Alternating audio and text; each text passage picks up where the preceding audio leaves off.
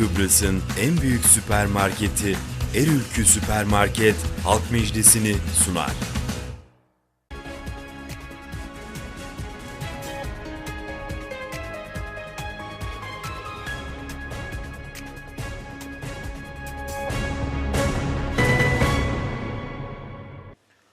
Efendim merhaba. Evet, yine bir Halk Meclisi programında sizlerle birlikteyiz ve bu akşam Çamlıbel'deyiz. Çamlıbel'de Osmanlı Kahvehanesi'nde. Buraları doldu taştı, gayet güzel bir katılım var. Bölge insanına söz vereceğiz bugün de. Aramızda belediye başkanımız, muhtarlarımız, milletvekillerimiz de var. Saat 2 saat boyunca, saat 10'a kadar en azından bu programın içerisinde herkese söz vermeye çalışacağız. Hemen vakit kaybetmeden açılış konuşmasını Sayın Reşat Akar'a verelim. Sonrasında da mikrofon vatandaşta olacak. Evet, öncelikle Sayın Belediye Başkanı Fuat Namsu'ya teşekkür ediyoruz katıldığı için. Sayın Adıgüzel Akdeniz başından beri bu programın gerçekleşmesi için bizi çok teşvik etti.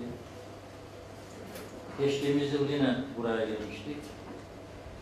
Bu akşam daha çok bir kalabalık var. Ve hatırlıyorum geçen yıl geldiğimizde burada bölge sorunlarını konuşmuştuk. Bazı yüreği yanık muhtarlarımız vardı. Asbestli borular, susuzluk, projesi hazır, parası hazır ama yapılmayan, değiştirilmeyen su boruları. Bunları konuşmuştuk. Daha sonra bunların bu program aracılığıyla yayınlanması ve takip edilmesi nedeniyle çözüldüğünü öğrenmek de bizleri mutlu etmiştir. Akdeniz Köyü muhtarı buradadır. Bu köy onun sorunlarını özellikle Akdeniz Köyü'nün bu çok ciddi su boruları değişikliği bir projesi günlerce gündemde kaldıktan sonra bu güzel köyümüz sanırım şimdi içme kalitesinde su alabiliyor. Bunun gibi bu akşam yine katılımcılardan CTP, UBP, DP milletvekillerimiz var. Onlara da hoş geldiniz diyorum. TDP'den Zeki Çeler Bey var. Burada ona da hoş geldiniz diyorum. Sayın Fazilet Özden Efe, Sayın Zorlu Töre burada. SDP Başkanı Sayın Tözün Tunalı burada. Eski Tarım Bakanımız Sayın Kenan Akın burada. Sayın Zorlu Töre burada, UBP milletvekili. Zeki Çeler Bey'i söyledik. Sayın Mustafa Naimoğulları her zamanki gibi Hayvancılar Birliği Başkanı bizimle birlikte. Muhtarlarımıza ve tüm vatandaşlarımıza hoş geldiniz.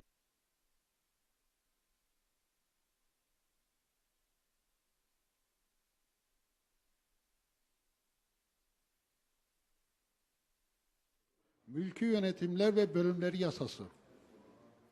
Girne kazasında 2 bucak kuruluşu bulunmaktadır. Biri Girne Merkez Bucağı, 27 yerleşim birimi. İkincisi de Çamlıbel Bucağı, 15 yerleşim birimi. Toplam 42 yerleşim birimi mevcuttur. Teşekkür ederim.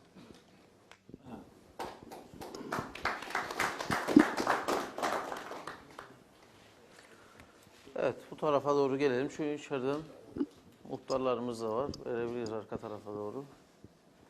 Bak burada.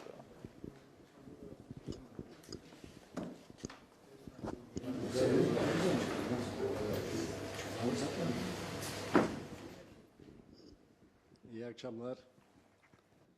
Öncelikle herkese hoş geldiniz derim. Şimdi bizim bölgemiz sorunlar yumağıdır. Türkiye'den, ana vatandan gelen su hemen yanı başımızdadır. Arıtma tesisi de burada. Ve kış olmasına rağmen bu köy her gün neredeyse susuzdur.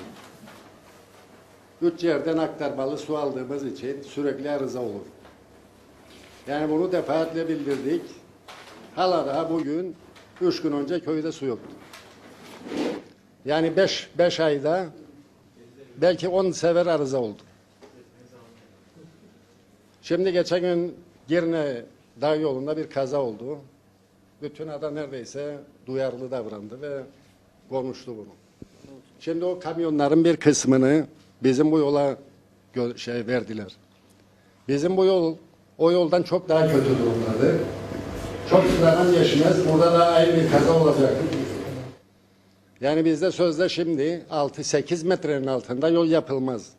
Bizim burada 2 kilometresini yeni yaptılar. Ve kamyonları da bu yola verdikleri halde 6 metre yapıldı bu yol. Yani benim gördüğüm hiçbir şey doğru yapılmaz bu ülkede. Yani durup neyi eleştirelim? Yani yanlış yapılan bir şeyi de yetkililere bildirdiğin zaman ya gereği yapılmaz veyahut da seni vatandaşla karşı karşıya bırakır. O durumdayım.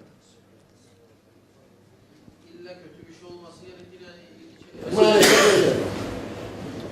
Yani bakın, bu geldiğiniz yolun şeyi dahi yoktur. 6 metre olmasına rağmen asfalttan aşağı düştüğü anda araba takla atacak. O durumdadır bu yol. Ve üstelik de 6 metredir. Geçen kamyonlar da 80 tonluk kamyonlar geçer. Yani bak orada bir istenmeyen bir şey oldu. Çok gitmez, buralarda da olacak. Şimdiden uyarısını yapıyoruz diyor şu an. Yaptık, daha önce de yaptık ama dinleyen yoktur. Sorun orada zaten. Evet. Var mı başka konu? Yoksa verelim hemen yan tarafa. Buyurun tanıyalım sizi. İyi akşamlar. Ben Kemal Barbet. Karşıyaka köyünden burada bulunmaktayım. Her şeyden önce Diyalog TV medya grubuna ve çalışanlarına buraya katılım gösteriniz için teşekkür ederim. Köy köy, kasaba kasaba gezmektesiniz ve vatandaşa böyle bir program sunarsınız. Sizlere teşekkür ederiz. Başta siz Reşat Akar Bey ve Ali Batur'a size teşekkür ederim. Biraz önce muhtar konuştu. Ben baştan yerden girecektim. Bir de onun üzerine söylüyorum. Bu yol dediğiniz gibi buradan bir yerini göresiniz. Hakikaten yol yanılmazsam UBF CTB zamanında da Geçitköy kadar yapıldı ama yapılan yol hiçbir şey olmadı. Aynısı gibi yine kaldı. Çökme, arabayla inerken mutlaka çekersiz böyle. Bir vatandaş bilmediğinde bu yolu biz bildiğimiz için daha dikkatli gideriz. Ha, muhtarımın dediği gibi burada girerken herhalde siz de gördünüz virajlarda. Dünyanın hiçbir yerinde gözükmedi bu. 40 santim yoktur. Bariyerlerle asfaltın arasında iddia ediyorum. İsterseniz gidip ölçer 40 santim yoktur. Bu karayolları mı diyeyim, devlette bizi Ulaştırma Bakanlığı mı diyeyim, görmezler mi bunu? Yani en azından kamyona doldurun oralarını. O bariyerleri, ya biz imrenirim ben. Neden imrenirim? Bizden de akıllı bu güneydeki yorumlar. En azından bir arabaya sığacak çizgiler vardır. Gerçekten yani bir şey alında. Düşünün ki bu yolda bir kamyon gelsin bu taraftan. Zerre kadar çizginin üzerine bassın, karşıdan gelene mutlaka biçecektir. Yani bunlar varken biz ne yapıyoruz bilmiyorum. Bir de benim özellikle ben fazla politikaya girmek istemem. Girdiğimiz zaten konuşur, Barbet konuşur işte affedersiniz deli konuşur derler. Herkes şey diyebilir. Özür dilerim yani böyle diyebilecek. Ama ben şunu gördüm ki bu Çamlıbel Bucak Örgüt Başkanı ve Çamlıbel halkı hakikaten duyarlıdır. Her konuda duyarlıdır. Ve istediklerini de yaptırmaya çalışıyorlar. En basit burada manastır yıllarca dökük kaldı. Bizim karşıda da var yukarıda. Manastır yıkıldı döküldü. Hiç ilgilenen yok. Artı bir de nedir ki köyle sayıyorum ha. Karşıyaka, Geçitköy, Satmazamör, Kayalar, Tepebaşı, Çamlıbel, Hisarköy, Kozanköy. Yine bağlı köyler bunlar. Ne yazık ki sadece benim köyüm futbol takımı birinciliktedir. Ve hakikaten bu köydeki bütün gençliği ve ana ve babaları can yürekten kutlarım. Bugün bir baktığımızda siz de içindesiniz. Medyada her gün de takip ederiz. Gerek sizin gazeteniz Diyalog'da, gerek açtığınızda Kıbrıs'ı ikinci, üçüncü sayfalarda filan yerde bu kadar oraya girdi, bu kadar şey yaptı. Çocuklar katili yaşıyor. Bizim çok şükür olsun gençlerimizi burada yani büyükler olarak bizler koruduk. Ben burada şunu söylemek isterim. Yer gelmişse de milletvekilleri bunu duysun. Bunlara el atın. Hatta Sayın Belediye Başkanımız Damsoy'a söyleyeyim bunu. Bu köylerde sadece benim köyüm ve Lapta olmasın bu ligde. Bu köylerde daha önce futbol takımları vardı. Maalesef şimdi yoktur. Çamlıbel dahil değil mi? Yok. Tek bizde kaldı. O da bizden ne bir zorluklar yaşadık. Ama Mausa Bölgesi'nin, Kocaeli Bölgesi'nin belediye başkanları duyduğum bildiğim kadar suda mı nerede kollar üzerine ve yüzde kaç kollar bilmiyorum ve kulüplere yardım aldılar. Maus'a da belediye başkanı verdi. Birinci lig, Süper Lig kulüplerine 10.000 TL, diğer gruplara da 5'er veya aşağısı. Bizler için uygulanmaz. Ha diyeceksiniz ki Hisarköy'de nüfusu azdır, 11 kişi çıkaramaz. Ama çıkaramazsa sadece futbol değil bu ülkede. Her türlü spor vardır. Güreşi gayet ucuz. Ben de sporun içine gelme biri olaraktan. Dars ucuz. Santranç ucuz. Yani yoktur fazla bir masraf bunların. En azından Sayın Belediye Başkanımız Fuat Mansoy bu şehre atsın. Kulüplere katkıda bulunsun. Şart değil futbol oynasın. Futbol yani çıkaramaz takımını belki her gün dilenecek değildir bu köyün yöneticileri. Bilirsiniz siz de içindesiniz. İsporun bu memleketten sürdüğünü. Teşekkür ederim beni dinlediğiniz için. Sağ olun, var olun.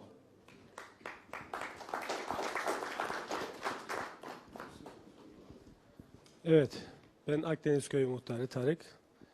Konu gece benden başlamışken bahsedeyim. Geçen yıl yine buradaydık ve buradan sonsuz teşekkürlerimi iletmek istiyorum Reşat Bey ve Aytuğ Bey'e ve Diyalog TV, Diyalog gazetesine.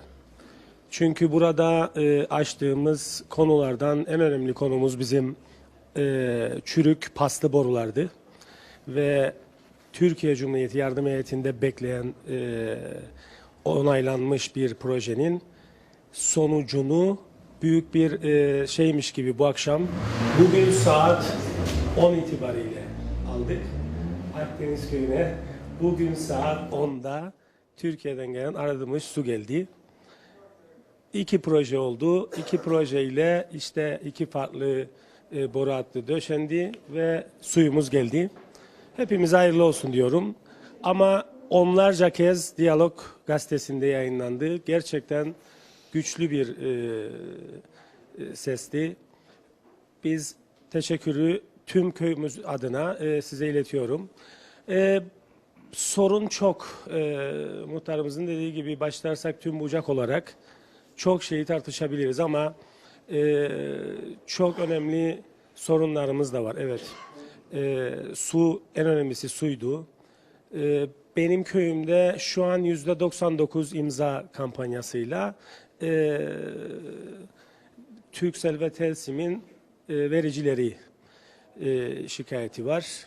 Bunu 2 tane GSM operatörüne ilettik, yazılı olarak da ilettik. Gelip ölçümler yapıldı ve günün sonunda reddedildi. Yasalar bizi koruyor. Biz yasaları uyguluyoruz ve radyasyon yaymıyoruz adı altında. Buradan belirteyim ki hiç de onların oynadığı film gibi oynamam ben. X ülkedeki üniversitenin Y üniversitesinden açıklamama gerek yok şimdi. Gelinecek, ölçülecek bu radyasyon. Eğer bizim bilgi teknolojilerinden alınan ölçümlerin çok üzerinde çıkarsa büyük bir savaşa gireceğimizin haberini vermek istiyorum burada. Çünkü geçen gün yapılan ölçümlerde %2 radyasyon diyorlar. Biz bunu dünyanın her ülkesini araştırdık. Birçok üniversiteyle yazıştık. Kesinlikle böyle bir sonuç çıkamaz diyorlar. Bu kadar telefon, bu kadar internet varken böyle bir sonuç çıkamaz diyorlar. Biz getiriyoruz, ölçtüreceğiz. O ölçüm sonuçlarını inşallah yine bu kanal aracılığıyla, bu akşamki konuşmamla açıklayacağım. Beklesinler. Önümüzdeki hafta sonuçlarla birlikte savaşacağız. Teşekkür ediyorum. Evet, devam edelim hemen. Hızlı hızlı. Var mı bu göremediğim yerde de? Söz almak isteyen yok mu? Aslında büyük bir başarı. Bu bir yılda kaç kilometre, 3,5 kilometre ne kadar? Toplamda hemen hemen. 3,5 kilometre su borusunun değişmesi, parası hazır. Ama bir yıl aldı. Bir yıl sonra siz ancak bu suya kavuştunuz. Bu da büyük bir başarı. Tam Avrupa ile yarışabilecek bir başarı. O zaman şey yapabiliriz, o eleştiriler, yol falan verelim. Var mı bir şey? Tamam gel, hızlı hızlı gidebiliriz. Başkanın aldığı notlar var, öyle yapalım. En azından daha hızlı sonuç alıcı olur. Bir iki eleştiri vardı. Evet, aslında yapılmış olan bu eleştirileri hem gerek su konusunda gerekse diğer konularda ben üzerime almıyorum diye anlıyorum. Çünkü bildiğiniz gibi su konusunda artık bizim sorumluluğumuz mevcut yerleşim yerindeki depodan sonraki konumu ve durumudur. Şimdi biz bu suyun dağıtılmasıyla ve depoya gelmesiyle ilgili hiçbir şekilde mükellef değiliz. Tabii bu demek değildir ki işte bunu takip etmiyoruz. İlgili şirketle veya devlet su işleriyle gerek bizim su dairesiyle gerekli çalışmalar yapmıyoruz. Fakat ne acıdır ki bizim su dairesi yaklaşık 6-7 yıldan beridir Türkiye'den bu su gelecek diye hep gündemde tutuldu ve halkın büyük bir kısmı da buna inanmadı zamanında. Hatta bizi yönetenler su geldikten 10 gün sonra Karşıyaka Güzelyarlı sahilinde suyun aktığını gördüler. Bunu rahatlıkla söyleyebilirim ki bu su konusunda Kuzey Kıbrıs Türk Cumhuriyeti Su Dairesi sınıfta kalmıştır ve hiçbir becerisi de yoktur. Doğru. Hiçbir konuyla da ilgilenmiyor. Ancak bizler belediye olarak halkla yüz yüze olduğumuz ve iç içe olduğumuz için sanki belediye bu suyu dağıtıyormuş gibi bir imayla karşıya geliyoruz. Az önce Karşıyaka Akdeniz muhtarı da belirtti. Uzunca bir süreden beridir çok ciddi uğraşlar verildi. Gerek belediye olarak, gerek muhtarlıklar olarak, gerek bölge halkı olarak bu Akdeniz'deki bu su sorununu çözebilelim diye.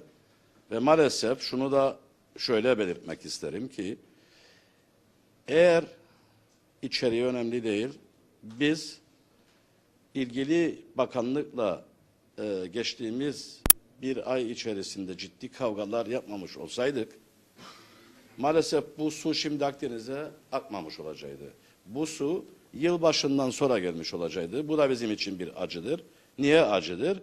Çünkü 50.000 Türk liralık bir masraf söz konusudur. Ve oradan hem Akdeniz köyüne hem de Kormacit köyüne su verme imkanını vereceğiz. Türkiye'den gelen su ile ilgili konuşuyorum. Ve 50.000 lira bir masraf gerektirir. Dedik ki bunun malzemesini bize verin, işçiliğini biz yardımcı olalım ve hızlı şekilde çözelim. Bütçeleri olmadığı için yani bunu anlamak da zordur. Hiç kimse kusura bakmasın ama eğer bir devletin ilgili bakanlığında 50.000 Türk liralık bir bütçe yoksa bu işler için boşuna uğraşıyoruz. Boşuna bu ülkede varız diyoruz diye düşünürüm ben. Yani artık bu gibi tutum ve davranışlardan uzak durmamız lazım. Ve maalesef bu 50.000 Türk lirası da Türkiye Cumhuriyeti Büyükelçiliği tarafından karşılandı. Bunu da ayrıca ben acı olarak görüyorum ve gerçekten üzüntü duyuyorum. Eğer ben halkıma 50.000 Türk liralık bir hizmeti götüremiyorsam ve 50.000 lirayı da başka yerlerden bekliyorsam demek ki bir yerlerde yanlış giden bazı konular vardır. Türksel Telsim konusunda da bölge halkının hakları vardır. Aynı konuda Tepebaşı'nda bir uygulama yapılmaya çalışıldı. Biz belediye olarak buna müdahale ettik. İşlemi durdurduk, mühürledik. Yaklaşık 2 yıl vardır da bu konuyla ilgili karşı taraftan belediye olarak mahkemedeyiz. Mahkeme halen devam etmektedir. Tabii sonucunun ne çıkacağını biz bilmiyoruz. Hatta ve hatta İhal Yasası kapsamında o bölgede de bir toplantı yapıldı. Halkın düşünceleri de alındı ama yasalar artık sonuçta ne derse o olur diye düşünürüm. Kulüpler konusunda da değineyim. Barbet arkadaşımız zaten eski bir kulüp camiasından bir kişi olarak zaten biliniyor. İlk bölgelerde 74'ten sonra bu kulüpleşme işlerinde çok büyük çabaları oldu onun ve bölgedeki bazı arkadaşlarla birlikte. Bizler köyler belediyelere bağlandığı zaman o dönemde işte Çamlıbel'de, efendime söyleyeyim Tepebaşı'nda, Kozanköy'de şeyler vardı. Kulüp binaları vardı. Biz tabii kendi imkanlarımız nispetinde onlara yardımcı oluyorduk. Şu anda bir ara birleşme yönüne gittiler. Köyler birleşsin, bir kulüp adı altında çalışsınlar. Orada başarılı olunamadı. Ancak biz şu anda işte ligde oynayan bir Karşıyaka bir LAP da vardır. Onlara düzenli olarak her ay bir yardım yapıyoruz. Bunun haricinde eğer futbol oynanmasa bile ve gerek spor kulüpleri ki bu Hisarköy'de sürekli yapılıyor.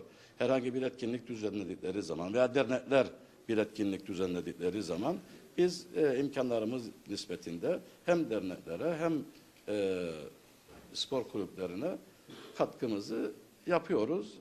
Talep geldiği sürece.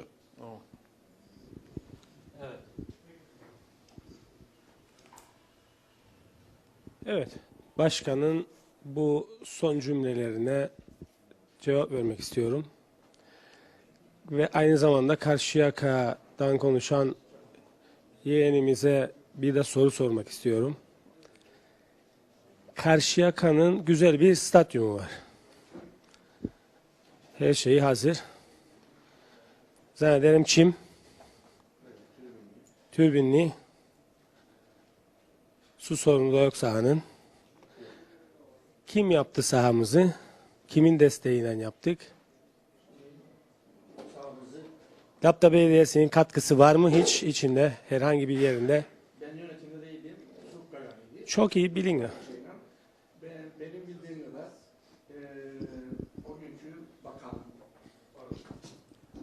o günkü bakanın, ilgili bakanın siyasi partili olan kulüp başkanımızın partisi olan gittiler, rica ettiler. Ama hakikaten Yusuf Gagari da büyük bir başarıya elini attı ve bu sene çekildi kulüp başkanlığından. Fuat hocamız geldi, Fuat Terik, ona da başarı dilerim ama bilmiyorum artık ne oldu. Benim duyumlarım şimdi oynayan sporcular bile paralarını alamıyorlar. Geçen akşam da Alsancak Belediye Başkanımız Fırat Bey, evet yanılmıyorsam ben yıllarca Karşıyaka Spor Kulübü'nü kuran ve derneğini kuran başkanlığını yapan yıllarca bir kişi olarak beni kimse gelip de bu baloya davet etmediler. Fırat Bey'i Aşmenya restoranda dedi basın 65 liradan bilet basmışlar sattılar. Beleş olaraktan Fırat Bey'i verdi. Tabii bunlar siyasi konumlardır. Namsoy'la Fırat arasında bütün milletin şeyleri. Geliyorum buna. Sahaya gelince siyasiler. Bak siyasiler. Yani ben sporun içinden gelen bir kişi olaraktan benim bildiğim kadar tabii Namsoy'da girdi. Hatta kulüp başkanımız o dönemde yediler ilk yarı. Plaket kendileri organize etti. Hükümette olan milletvekili ve belediye başkanımız da var diyordu içine. Bak onu bilmiyorum. Bilmek için suçlamayın beni. Ve organize ettiler ve kulüp başkanını şeye verirler. Ünal Üstel'e, sayın milletvekiline onlarla organize ettiler. Plaket kulüp başkanının hiç haberi yok. O gün de kulüp başkanı nasıl olur? Bu şey ben kulüp başkanıyım. Bunu duyumları belediye başkanı ve şey mi organizesine verilmiştir bu şey. Bana göre katkı, en büyük katkı şirolarının, kamyonlarını Yusuf Gagari'nin ve yönetim kurulunun şeyiyle yapılmıştır. Tabii bilmediğim için suçlamak da istemiyorum. Katkısı var mı yok mu Fatma Soy'un? Olmuştur herhalde. Olmuştur. Lapta Belediyesi pardon. Katkısı bilmiyorum ne kadar vardır katkısı. Biraz önce zaten şeyinde söylediğim yüzde kaç tutan falan hep gruplara ve ben burada kendi köyümü konuşmadım zaten bütün köyleri. Bu gençlerimize sahip çıkalım dedim. Bunu da söyledim. Yani bu, kapıyorum. Ama biraz önce yiğidi öldür, hakkını ver. Sayın Belediye Başkanımız Murat Namsoy'u ben her zaman gerek gazetede gerek televizyon programlarda eleştirdim. Biraz önce kalkıp ayakta alkışlayacaktım ama yetişmedi hemen döndü. Bağlıyorum. Fuat Namsoy'un söylediği şimdi burada onu takdirle saygıyla teşekkür ederim. Ne dedi? 50.000 TL dedi. Siz de duydunuz. 50.000 TL eğer bir devletin 50.000 TL bir yerde da yapamazsa maalesef üzülerek söylerim. Oradaki o siyasiler lütfen o mecliste oturmasınlar. Fatma Say'a büyük bir teşekkür ederim. Peki. Tamam. Tamam. Şimdi Yani hocam soruma cevap geldi. Lapta Belediyesi Başkanımız Karşıyaka'ya, kulübüne, sahasına sürekli yıllardır destek veriyor. Anladım ben cevabı. Akdeniz Köyü de kulübünü 7 sene sonra geçen yıl tescilledi. Ve tekrardan açtı. Ve sahamızın telleri yerde, odalarımız yıkık, kulübelerimiz yok. Federasyon bize dedi ki gençlerle gittik, böyle lisanslarımızı çıkarttık, sağlık karnelerimizi aldık. Büyük bir sevinç var. Bu sahada biz oynatmayız. Sahanızın tellerini onaracaksınız, odalarını onaracaksınız, hazır duruma getireceksiniz. Biz hiçbir yetkiliden, Lapta Belediyesi de dahil, hiçbir bakanlıktan, kaç müdür geçtiyse, kaç müsteşar geçtiyse, hepsine lafım kendilerine, dairelerde dilekçeleri, benim dosyamda da dilekçelerim. Bir Türk liralık destek almadık. Ben köyüme verdiğim sözle kendi bütçemden tellerini yaptırdım, odaların damlarını yaptırdım, kulübelerini yaptırdım. Ne kadar olacaksa benim bütçem, artık evimdeki çocuklarımın da rızkından gitmeye başladı. Hazır duruma getirdik. Tüm futbolcular başkanı ve tüm yönetimle birlikte gece yarısına kadar vanların, arabaların ışıklarıyla telleri taktık. Hepsinin emeği var, hepimizin. Ve hazır duruma getirdik ve maça çıktık. Ama birinci lige çıkmadık. Ama hep dövmedik. Ama o köyde hiç kimsenin bir Türk lirası olmayan bir folklor ekibi vardır. O folklor ekibinde tamamıyla Akdenizli'nin kızı erkeğe oynar. Kostümleriyle 6 kere de yurt dışına gittiler kültür dairesinin davetiyle. Lapta Belediyesi de dahil bir Türk lirası ne kültür dairesinin ne bakanlığın ne de başka bir desteği yoktur. Kendi emekleriyle, kendi paralarıyla o çocuklar kendileriyle burada da Ayhan Bıçaklı hocama sonsuz teşekkürlerimi iletiyorum. Benim buradaki şeyim Fuat Başkan'a değildir. İyi bir masa oluşturamamamızadır. O masanın etrafında tüm muhtarların ve tüm bu gönüllü arkadaşların, hayvancılar, birlikçiler, hepimizin o masanın etrafında bu akşamki gibi oturamamamızdandır. Bütün bu zayıflığımız birlik olamamamızdandır. O masanın etrafında sürekli düzenli oturup birbirimize destek olamamamızdandır. Ben bunu öneriyorum arkadaşlara. Çok teşekkür ediyorum.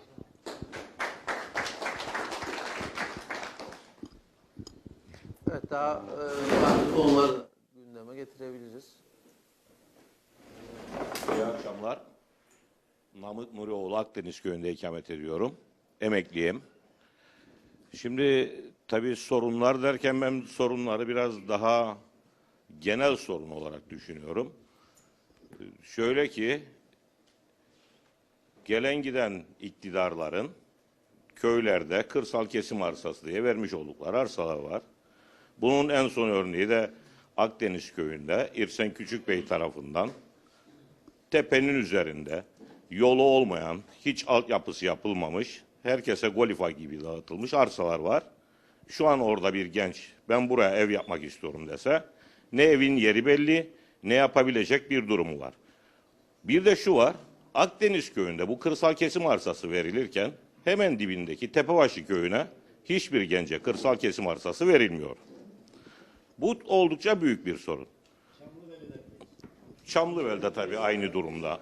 Yani bu gençler arasında çok büyük bir ayrıcalık yaratıyor ve devletteki sistemsizliğin temellerinden birisi. Yine Akdeniz Köyü'nde hayvancılık yapan insanların ağıl yeri eskiden muhtarlığa bağlı olduğu için muhtarlık tarafından tahsis ediliyordu. Kaymakamlık bunu onaylamıyordu.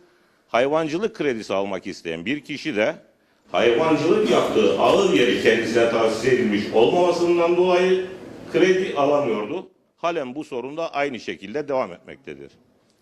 Bir diğeri, yollar 10 yıl önce Akdeniz yolu yenilendi.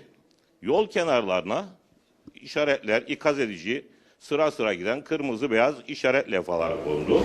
Fakat bizim karayollarımız iş yapar gibi göstererek, işgüzarlık yaparak greyderle o temizliği yaptıkları için 10 yılda bu levhaların tümünü söktüler. Tek bir tanesi dahi şu anda yoktur. Aferin Pof Pof, biz temizlik yapıyoruz diyorlar. Oysa hem asfaltın kenarını kazıyorlar, oradaki kanalları daha da derinleştiriyorlar. Bütün yol kenarındaki levhaları sökmüş durumda. Yine 2 yıl önce Akdeniz köyüyle Çamlıbel arasında yapılan asfalt yol nedeniyle ondan 1 yıl önce yalvar yakar yaptırdığımız köyü gösteren büyük binlerce lira harcanarak yapılan ışıklı işaretli levhaları ihaleye alan firma tarafından dozerle sökülmüş, atılmış, yol kenarında kalmış ve bu levhalar halen daha yerine konmamıştır. Oldukça acı bir durumdur. Biraz önce herhalde Aytuğ Bey de önce Güzelyurt'a gittik dedi. Sonra döndük buraya geldik. Yanlış duymadıysam. Bunu bize gelen hemen misafirlerimizin yarısı yaşamaktadır. Yılmazköy yolundan bir türlü insanlar burayı bulamamakta. Yıllardır bu sorun da bu şekilde devam edip gitmektedir. Buna benzer tabii birçok sorun vardır. O sorunlar içerisinde ormanlar içerisindeki gereken temizliklerimizin yapılmamış olması, sahildeki çevre dairesinin, onların da yine işgüzarlığı, büyük paralar harcayarak kaplumbağa üretme sezonunda işte sahile inmek yasaktır diye koydukları levhalar ve korumadıkları levhalar, ahşap levhalar zaman içerisinde sökülmüş, atılmış, yerlerinden oynatılmıştır. Buna benzer birçok sorun vardır. Bu sorunlar yanında işte Akdeniz Köyü'ne başkana teşekkür ediyorum. Bugün sunum geldiğini bize müjdeledi. Ama maalesef biz aylardır köyümüzden çıkan tuzlu suya 6 Türk lirası ücret ödüyoruz. Bu da bir acıdır. Tabii ki nasıl böyle bir şey olur? Bunu da bayağı sormamız gereken bir soru. Ondan önce de yıllarca yine su parası ödediğimiz sular paslı, çamurlu, arıtımdan geçtiğine herhalde arıtma nedeniyle ilaçlı, birçok kişiye alerji yapan sulardı. Fakat bugün o suya kavuşmuş olmamızın mutluluğu içerisindeyiz. Yalnız teşekkür edeceğimiz bir nokta var. Orada köyümüzün ilkokulu Akdeniz Köyü'nün bir derneğiyle belediyenin ortak projesi olarak tamir edilmeye başlanmıştır. O da güzel bir olaydır. İnşallah bunların devamını diliyoruz. Sorun derseniz tabii daha çok sorun var ama bir başka arkadaşıma söz vereyim. Teşekkür ederim.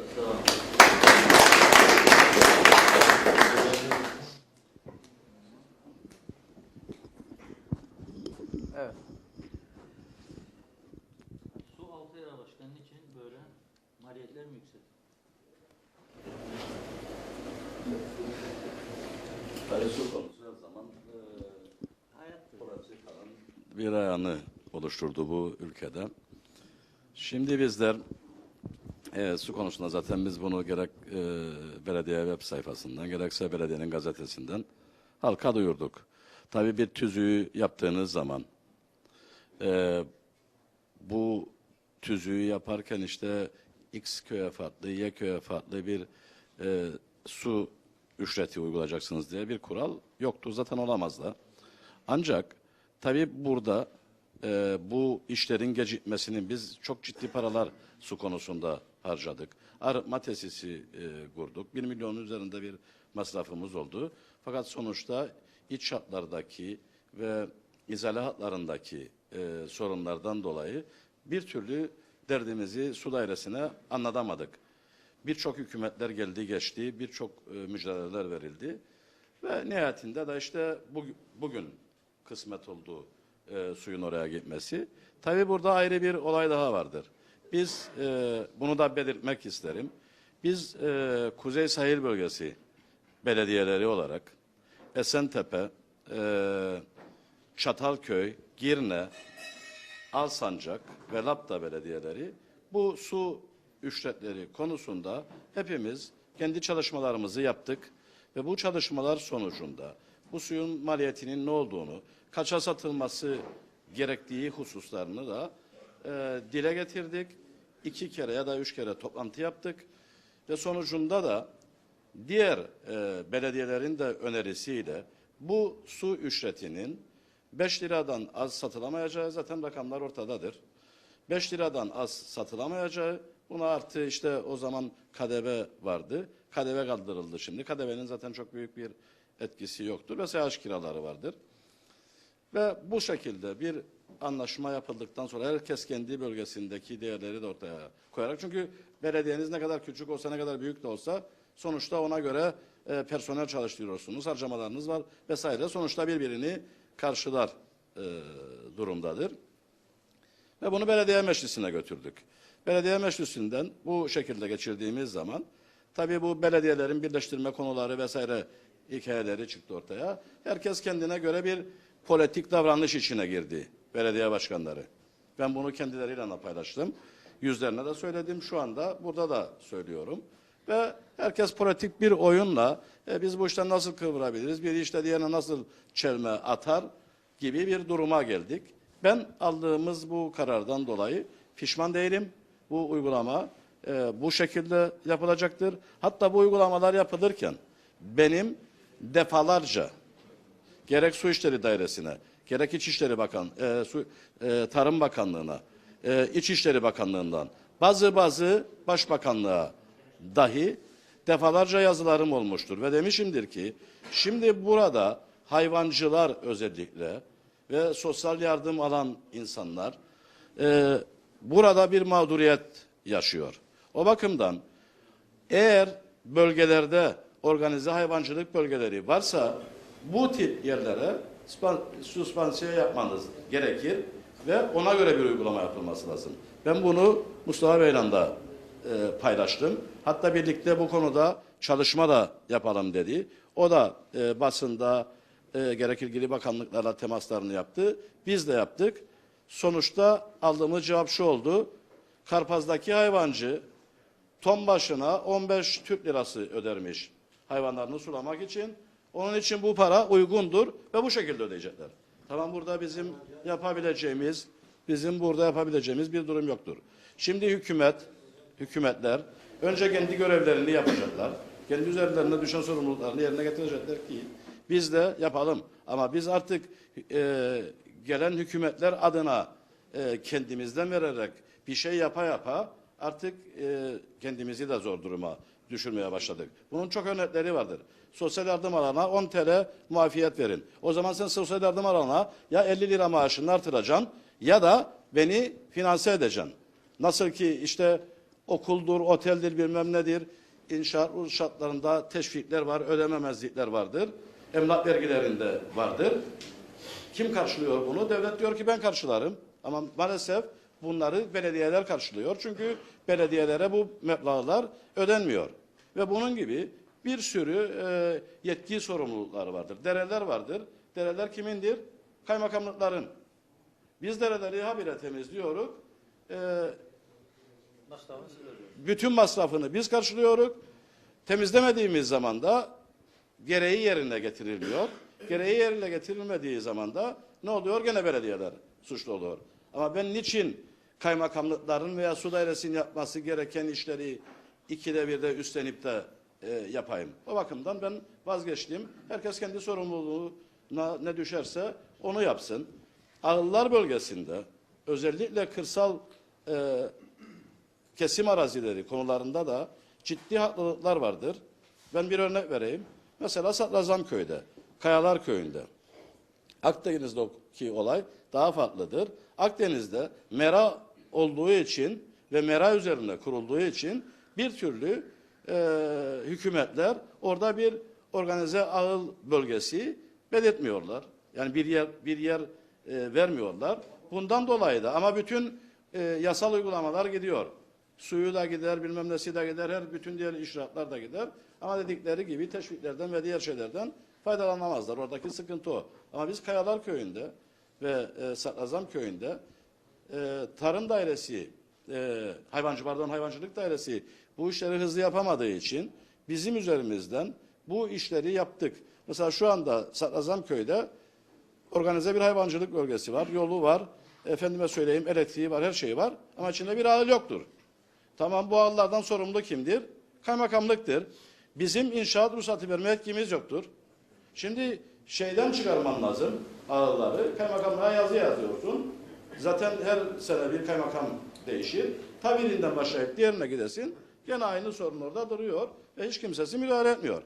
Yani bazı konularda belediyeleri aşan konulardır ama insanların da bu yönde haklılığı vardır. Sırf bunlar bilinsin diye ben bu şekilde konuşma ihtiyacını duydum.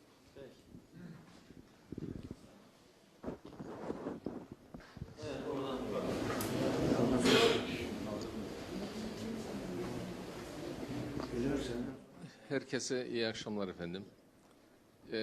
Biz dernek olarak yaklaşık 8 yıldan beridir ana yollardan köylere dönen yolların, kavşakların düzenlenmesini ve aydınlatmasını istedik. Belediyeler hariç hem devlet kurumlarına hem de diğer kamu kurumlarına bunu yazılı olarak bildirdik.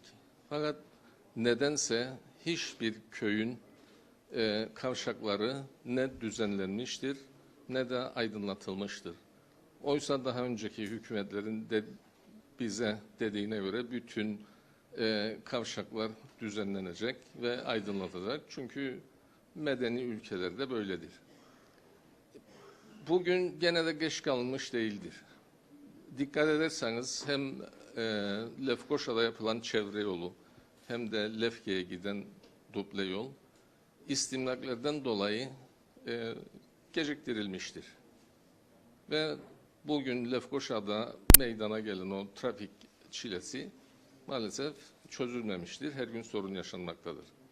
Bundan böyle yapılacak olan yol tamiratlarında, yol düzenlemelerinde köylere dönen yolların 1 kilometrelik bölümü duble olarak düzenlenir, aydınlatılır ve bu şekilde halkımızın hizmetine sunulursa hem bu istimlaklerin önünü açmış olacak hem de bu projelerin devamlılığını sağlayacak. Dolayısıyla bu konu bence çok önemlidir. Bak siz biraz önce bahsettiniz ki yolu kaybettiniz. Biz 40 senedir bu yolu geldiğimiz halde işaret yetersizliğinden biz de bazen bu yolu kaybederiz. Bütün yolların şeyi. Yeni Boğaziçi'ne gittik, orayı kaybettik. Bir tane uyarıcı laf var. Evet. Yeni Boğaziçi'nin tabelasını buluncaya kadar biz döndük dolaştık. Ve- Yok, bir tabela göremedik. Ana yollarımız maalesef nadas tarlaya dönüşmüştür. Birçok sürücü yolların hatasından dolayı kaza yapmaktadır. Ama nedense hep sürücüler suçlanmaktadır. Oysa normalde sigorta şirketlerinin gidip buraları incelemesi lazım ve suçu olan kamu görevlilerin ve kamu makamlarının bu zarar ziyanı karşılaması lazım. Niye sigorta şirketleri da hükümette veyahut da poliste hep sürücüleri suçlar? Yani bugün gitsinler Geçitköy'e enen yolda 40 santim derinliğinde çukurlar vardır yolun içerisinde. Şimdi ne saat giderseniz o çukurları görebilirsiniz. 40 santim derinliğinde bir çukurun içerisine düşen arabanın tekerleği yolda kalır mı? Ha, vatandaşla gidiyor. Dikkatli süreydin be kardeş. Tamam, adam yolun içerisindeki çukuru bilmeyen biri. Biz bir hadi bilir dolaşırık. Bilmeyen biri nasıl fark etsin? Yani burada bence sigorta şirketleri de artık sorgulanmalıdır. Zorlasınlar hükümeti diyorsunuz. Tabii zorlayacak. Bir su birikintisinden dolayı kaza yapan insanlara başka yerde devlet sahip çıkar, sigorta şirketi hiç ödemez. Devletin suçu olduğu için, yani karayollarının suçu olduğu için. Burada maalesef hep vatandaş suçlu. Hiçbir yetkilinin suçu yok. Karayollar yok, odur mesela. Karayollarının adı kaldı. Daire Evet. içi boş. Abi, 150 tane memur varmış kayıtlı. 125 tanesi memurmuş. Kim yapacak? 25 tane teknisyen hangi yolu yapacak? Yani onun için karayolları diye bir daire Evet. şu anda adı var kendi yok. Su dairesi de müdürü yok aylardır, yıllardır su dairesinin. Onun daha da adı önce var kendi yok. muhtarımız da bahsettiği, zaten muhtarla beraber bu çalışmalara giriştik. İlle bize 8 metre genişliğinde yol yapacaklardı. Daha da yapmazlardı. Ama gene 6 metre genişliğinde yol yaptılar. Bütün ağır vasıtaları da bizim bölgeye sevk ettiler. Allah acısın bizim bölgenin insanlarını. Bir konuda daha görüşlerimi bildirmek istedim. Şimdi Çamlıbel Bucağı, Kuzeybatı Kıbrıs'ın en stratejik bölgelerinden biridir.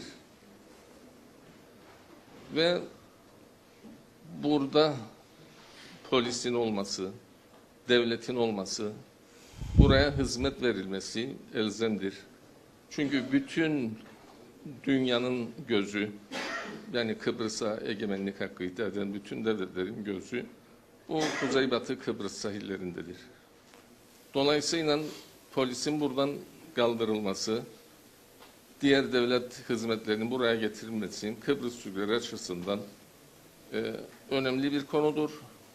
Bunu yetkililerimize bildirdik. Buranın hem demokratik yapısı hem de stratejik konumu her şeye gebedir. Bugün görürsünüz Orta Doğu'da her etnik grup bir terör örgütü kurar ve hepsi de nedense Türkiye'ye saldırır, Türk milletine saldırır. Yarın burada böyle bir örgütün çıkmayacağı ne malum. Bu konuda da görüşümü belirtmek isterim. Efendim? Bir de Kıbrıs meselesinden bahsettiniz. Kıbrıs meselesinde de açıklanan ne olursa olsun benim görüşüm evet olacak. Çünkü ben bütün politikalarımıza dargınım. 40 senedir Kıbrıs Türk halkını faize faiz kanunuyla ezmektedir. Kıbrıs Türk köylüsünü yok etmişlerdir. Bugün bile tepe başında 200 dönüm bir arazi yabancılara satılmıştır. Yani bize daha önce mallarımızı silahla alamayanlar bugün maalesef parayla almaya başlamıştır. Burada ekecek, biçecek, hayvancılık yapacak insan da bulamayacak. Ve biz bu memleketi parayla düşmanlarımıza satıyoruz. Lütfen bu konuda da tüm yetkililer aklını başına alsın, önlem alsın. Eğer Kıbrıs Türk köylüsü yok olursa KKTC de yok olur. Üretmeyen hiçbir toplum ayakta kalamaz, yaşayamaz. Dolayısıyla yetkililerden ricamız bu kadar stratejik önemi olan bu bölgeye sahip çıksınlar, buraya devleti getirsinler, yatırım yapsınlar ki insanlarımız mallarını yabancılara satmasın. Beni dinlediğiniz için teşekkür ederim.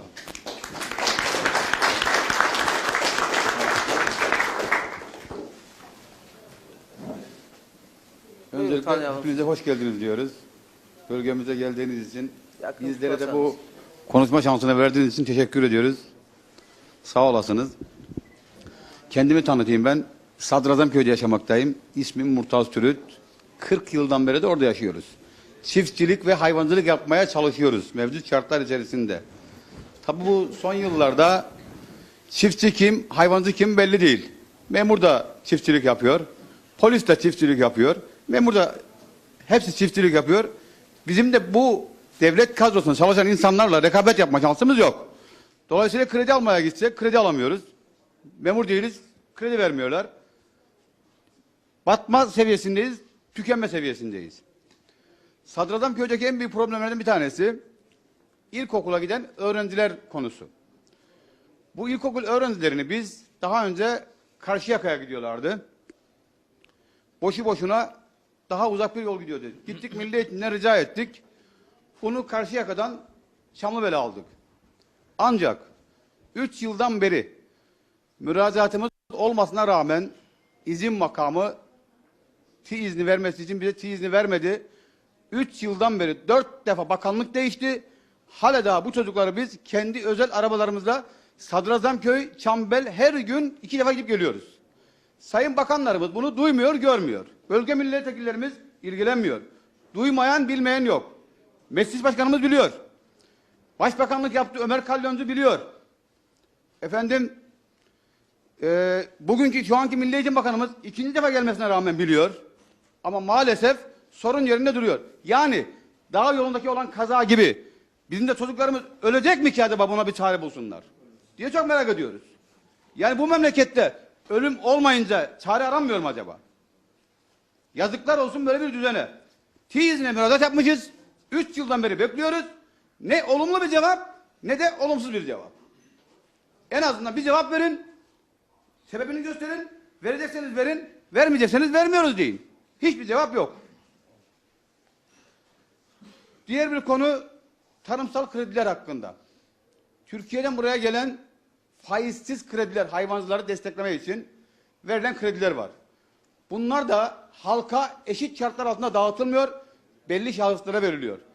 Bari bazı insanlara peşkeş çekeceğine bütün hayvancıya, insanlara eşit şartlar altında verilse de herkes yararlansa çok daha güzel olacak ama maalesef kişi başına 500 milyar, 600 milyar veriliyor.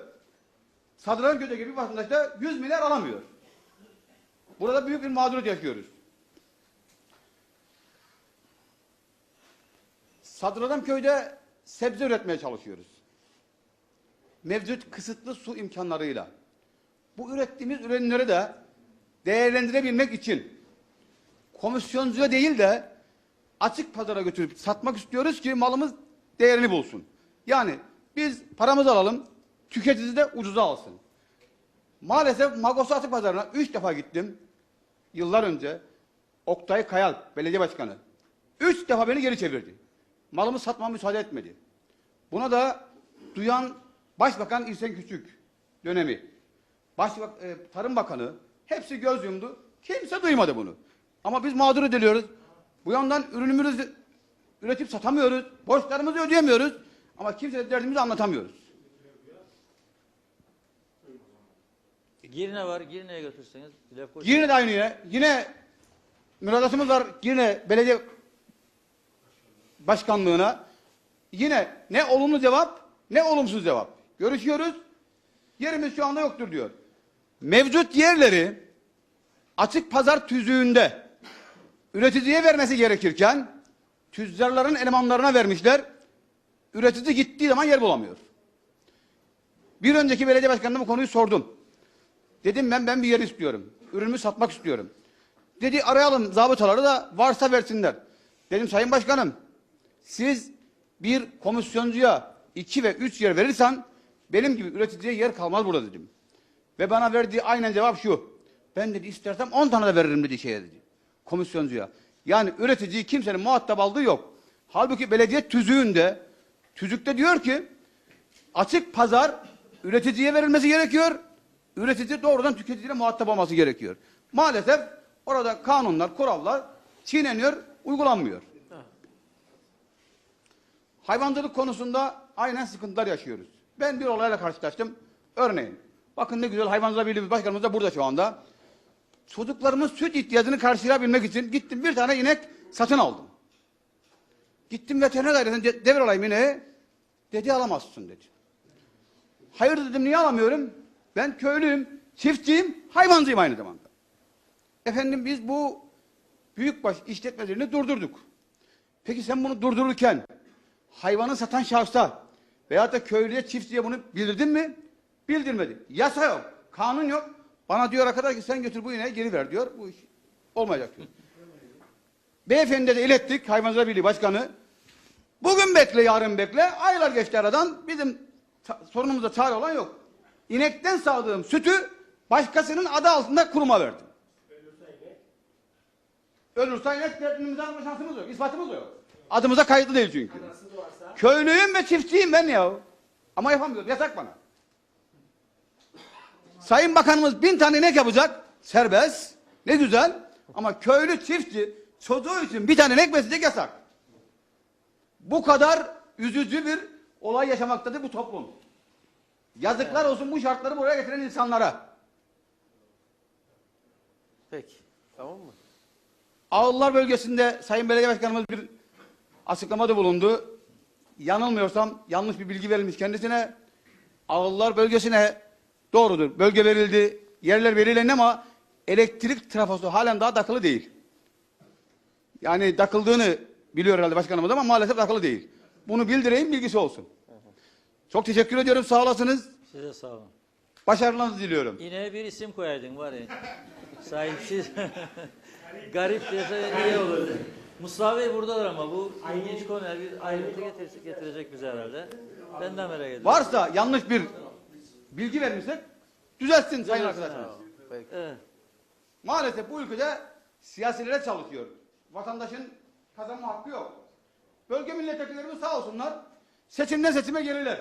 Seçim günü kardeşciğim. Ama seçim bittikten sonra ertesi gün gören tanımıyor zaten bizi zaten. Sen kimsin diyor ya, tanımadım ben seni diyor ya. Bir tanesi var mı ne bu arkadaş? Soruyorum. Seçimlerden sonra Sadrazam Köyü hayatına geldin. Gelmedin. Sağ olasın, teşekkür ederim. Bravo.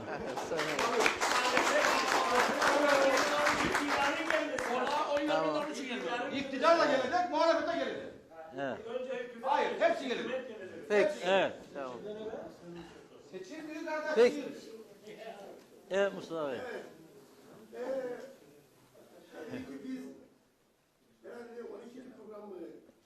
Evet. Köyleri geziyoruz, niçin geziyoruz biliyor musunuz? Böyle halk konuşsun diye. Biz her zaman söylüyoruz ki halk konuşsun, her şeyi söylesin diye bu programa da her zaman destek veriyoruz. Çünkü siyasetten mecliste konuşuyor, bazen de kavga ediyorlar.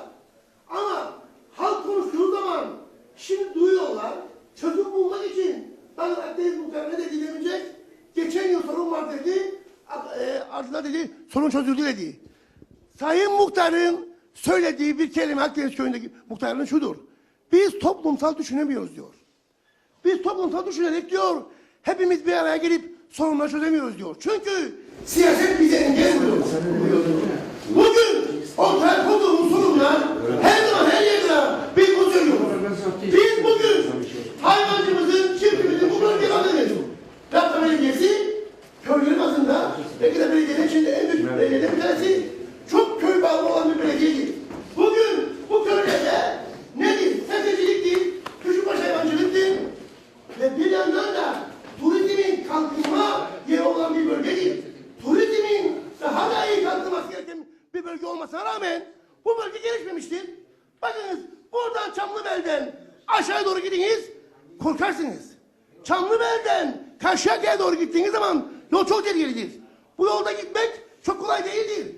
O yüzden bu bölgenin gelişmesi gerekiyor. Ama bugün hayvancımız sıkıntılı. Çiftçi domatesini üretir, pazarlayamaz. Sıkıntılı. Akdeniz köyünde ağır yerlerin meradır. Meraya ağır yer olduğu için bugün hiçbir şekilde belge verilmez. Verilmediği için destek alınmaz. Diyor ki Sayın Dürüt diyor ki biz diyor kredi alamıyoruz diyor bankalardan. Çünkü diyor biz gittiğimiz zaman görüyoruz ki bizden önce alanlar vardır. Ben İçişleri Bakanı'na şunu söyledim. Dedim ki Sayın Bakan hepsine söyledim. Siz ülkede 8 bin, 80 bin, 100 bin dönüm arazi bugün devletin arazisidir.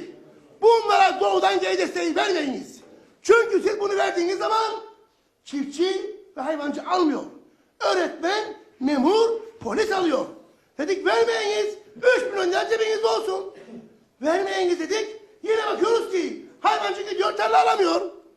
Çünkü bugün tek bir birlik vardır ki şunu söylüyor.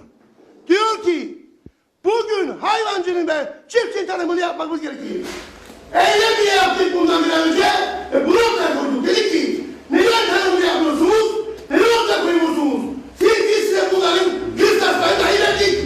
Ne korkuyorsunuz? Korkuyorsunuz çünkü oy kaybetmekten korkuyorsunuz. Ama bu böyle gitmez. Çiftçinin hayvancının tanımını versiniz. Onlar da yapsınlar bu işi. Hiç onları yapma demiyor. Ama destekleri gerçek hayvancıya verirsiniz, gerçek çiftçiye verirsiniz. Onlar da yapsın. Arazisi varsa eksin, hayvanı varsa üretsin veya hobi yapsın. Buna kimse karışmıyor. Sayın Büyük diyor ki, büyükbaş hayvanı var bir tane, bunun kaydını yaptıramıyorum. Biz geçen yıl Sayın Akan, değerli arkadaşlar, şunu ortaya koyduk. Dedik ki, bu ülkede siz büyükbaş hayvancılık istiyor musunuz? İstemiyoruz. Çünkü süt 450-500 tane çıktı, sütü pazarlayamadık. Sütü elimizde kaldı.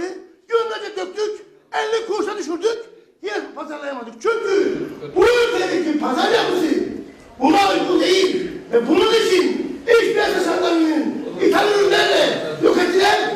Ve bunun yanında biz dış piyasa içinde bugün özellikle Arap ülkeleriyle Türkiye'nin dışında bir dünyamız olmadığı için başka bir pazarımız yok. Pazarlayamadık. Bir de uçak krizi çıktı Rusya ile Türkiye arasında. Bir de ondan dolayı pazarlayamadık.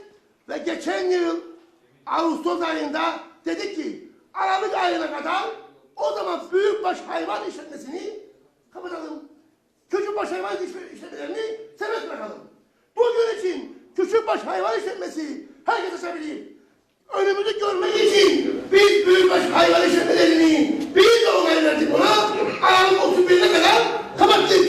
31 aydan sonra işletmeler açılacak. Ben sana bunu söyleyeyim. 31 aydan sonra biz açmak zorundayız. Çünkü bugün 3 ile 5 ile 10 ile alıp köyünde geçirmek isteyen insanlar vardır. O yüzden önümüzü görmek zorundayız dedik ve 31 Aralık'a kadar büyükbaş hayvan işletmelerini kapattırdık. Biz yaptık bunu. Biz de buna destek olduk. Çünkü neden? Biz inek sütünü ürettiğimiz sürece pazarlayamıyoruz. Pazarlayamadığımız için küçükbaş hayvan sütünü artırıp hellimin tescilline uygun olarak bunu üretmeye çalıştık. Sayın Başkan'la görüştüğüm su meselesi konusunda bakınız. Biz bugün bakıyoruz ki meseledeki belediyeler 3,5 liraya su veriyor. Değirmenlik Belediyesi 6 lira yaptı, şu anda 4 liraya düşürdü. Sayın Başkan'a dedim ki neden 6 lira yapıyorsunuz? Kendisi bana izah etti. Sıkıntılarını izah etti. Ve eylemdeki 10 maddenin bir tanesi su meselesiydi. Şunu ortaya koyduk. Dedik ki suyu elektrik faturaları gibi %15, %20 burası işleyiz, indirim yapınız. Burada gösteriniz. Devlet desteğiyle belediyelere bu katkıyı sağlayınız. Yani belediyeler bunu %20 indirim, %30 indirimini yapsın. Diyelim ki Lafta Belediyesi'nin aynı hayvancıya üreticiye vermiş olduğu 50.000 TL'yi de siz devlet desteğiyle ekleyiniz ve destekleyiniz belediyeleri. Sayın Bakan dedi ki Tarım Bakanı öyle şey olmaz. Bazı belediyeler dedi 3,5 lira vereyim. Lafta Belediyesi diyor lüks yoktur 6 lira versin. Eğer Lafta Belediyesi sizin aranızda bir sıkıntı varsa bu beni ilgilendirmez. Veya başka belediyeler sizin aranızda bir sıkıntı varsa bu beni ilgilendirmez. Şu anda hükümet bütün topu sudan dolayı belediyeler üzerine attı. Belediyeler eğer düşürmezse vatan hainidir.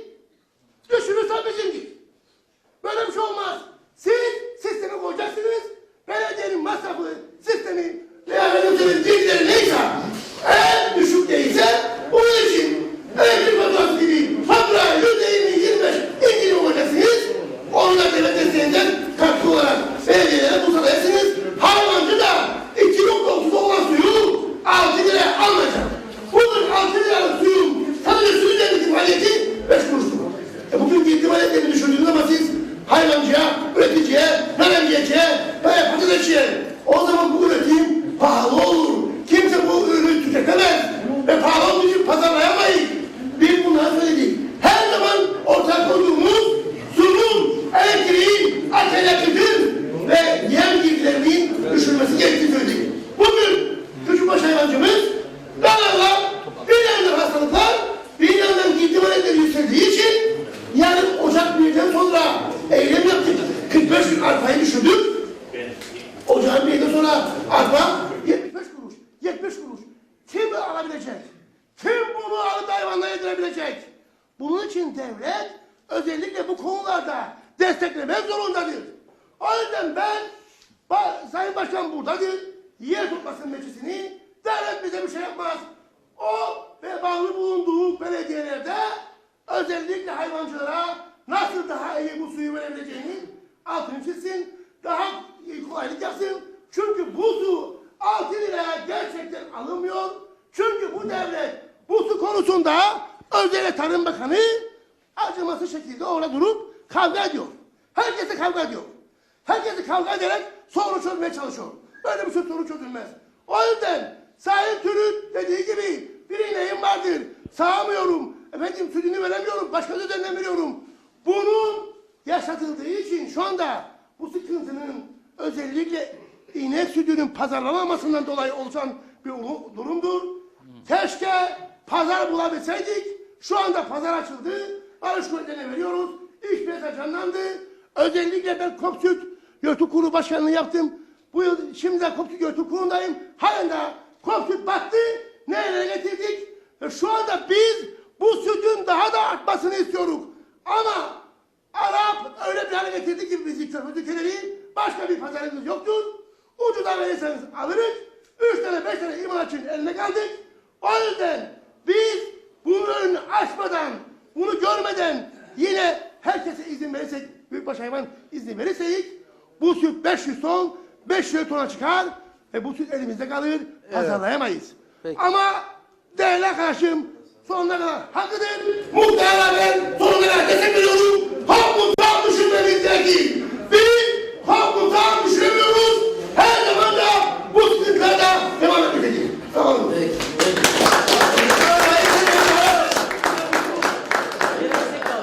İnek 1 Ocak'tan itibaren izinli mi? Mustafa Bey. Bir Ocak'tan itibaren İnek büyükbaş hayvan işlemleri açılacaktır. Onun için sen ineğe... İnek 1 Ocak'tan itibaren izinli olacak. 2017'de. Şimdi sesiniz çıkmıyor. Mikrofon. Ver mikrofonu. Konuş. Şöyle siz alın şimdi mikrofonu. Şöyle 1 bir uyarı Ocak yapayım. 2017. Yarım saatimiz kaldı. Konuşacak olanlar konusunu tabii size vereceğim. Sonra da vakit kalırsa biraz da siyaset. Büyükbaş hayvancılığı kapatılacaksa bunu bakanlık... Bir saniye efendim. Kapattınız, alamadım, alamadım ben. Sütü Baykası'nın adına verdim. Müsaade et bana lütfen.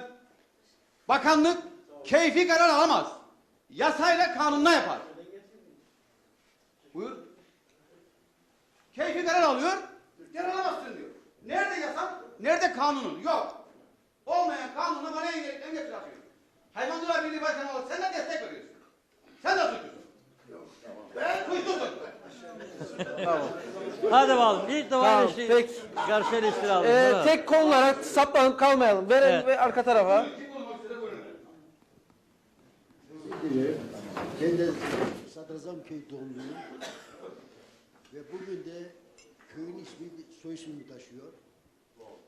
Orada 1914'lerden 57-58 olaylarından birçok olaylar vardı. Babamı da zaten onun için vurdular orada. Orada bizim arazilerimiz var. Bundan birkaç sene evvel bazı şirketler geldi. Bugün polisimizde Ahmet Çavuş vardır. Olayın ortasında o da orada bir işi vardı. Hasan abi diyor sen madem ki bu parayı alıyorsun biz de koyalım ve bu Çamlıbel'de bir banka açalım. Neden olmadı? Devlet o adamlara %5 imar izni olduğu için adamlar vazgeçti gitti. Bir de kayalık yerleri var. Arsa. Ne arsası? Madem arsalık ben vergisine diyorum. Gitsin oraya yol atsın. Gitsin oraya cereyan koysun. Gitsin oraya su koysun. Ve ben de arsa diye ödeyeyim. Burada kaymakamımız, belediye başkanımız ben bu konuyu söyleyeyim. Kendisine de bizzat. Araştırın. Bugün bundan 3-4 sene önce bir arkadaş, çok samimi arkadaştım. Kendisi intihar etmeden birkaç gün önce de beraberdik. Ve araziyi satamıyorum Hasan abi diyorum ki borcumu ödeyeyim. Ve adam birkaç gün sonra intihar etti. Emirnamelerden dolayı. Tamam mı?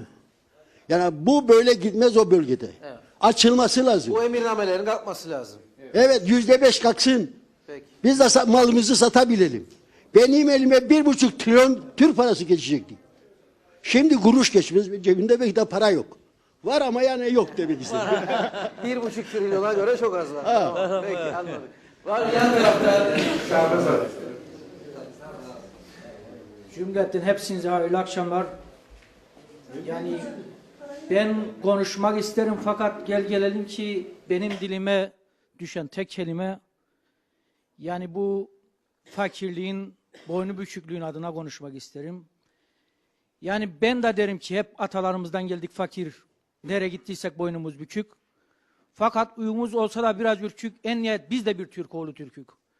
Fakat bu yaşadığımız ülke taptığımız halde Atatürk'e her başa gelen bu demek değil ki vurur fakir bir Türkiye. Çok düşünün ben ne biçim bir ülke.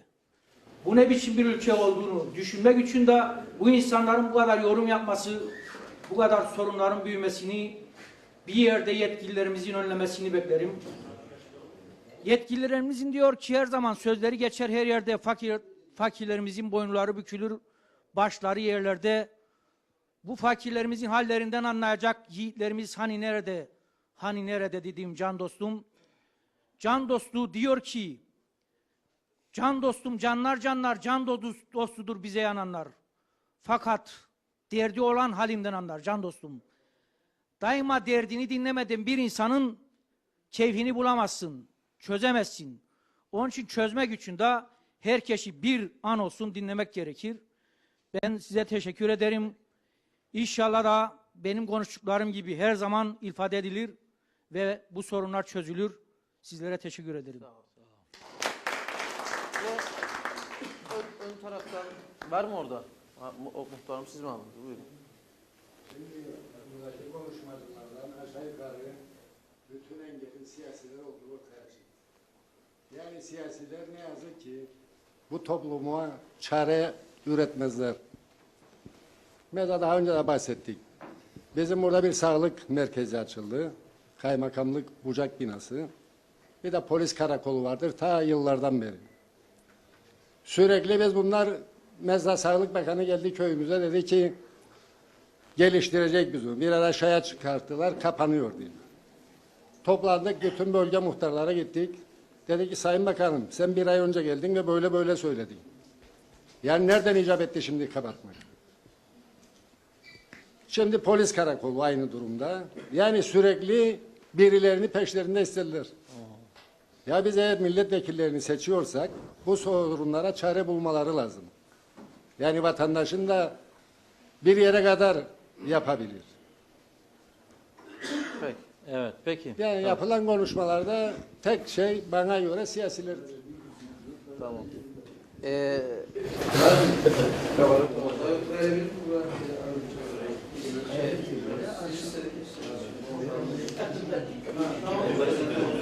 Tamam. Yok ben yanlış anladım o zaman. Var mı başka söz almak isteyen? En son başkana verip sonra da döneceğim bu tarafa. Buyurun başkanım sizin eleştirilere gene aldınız.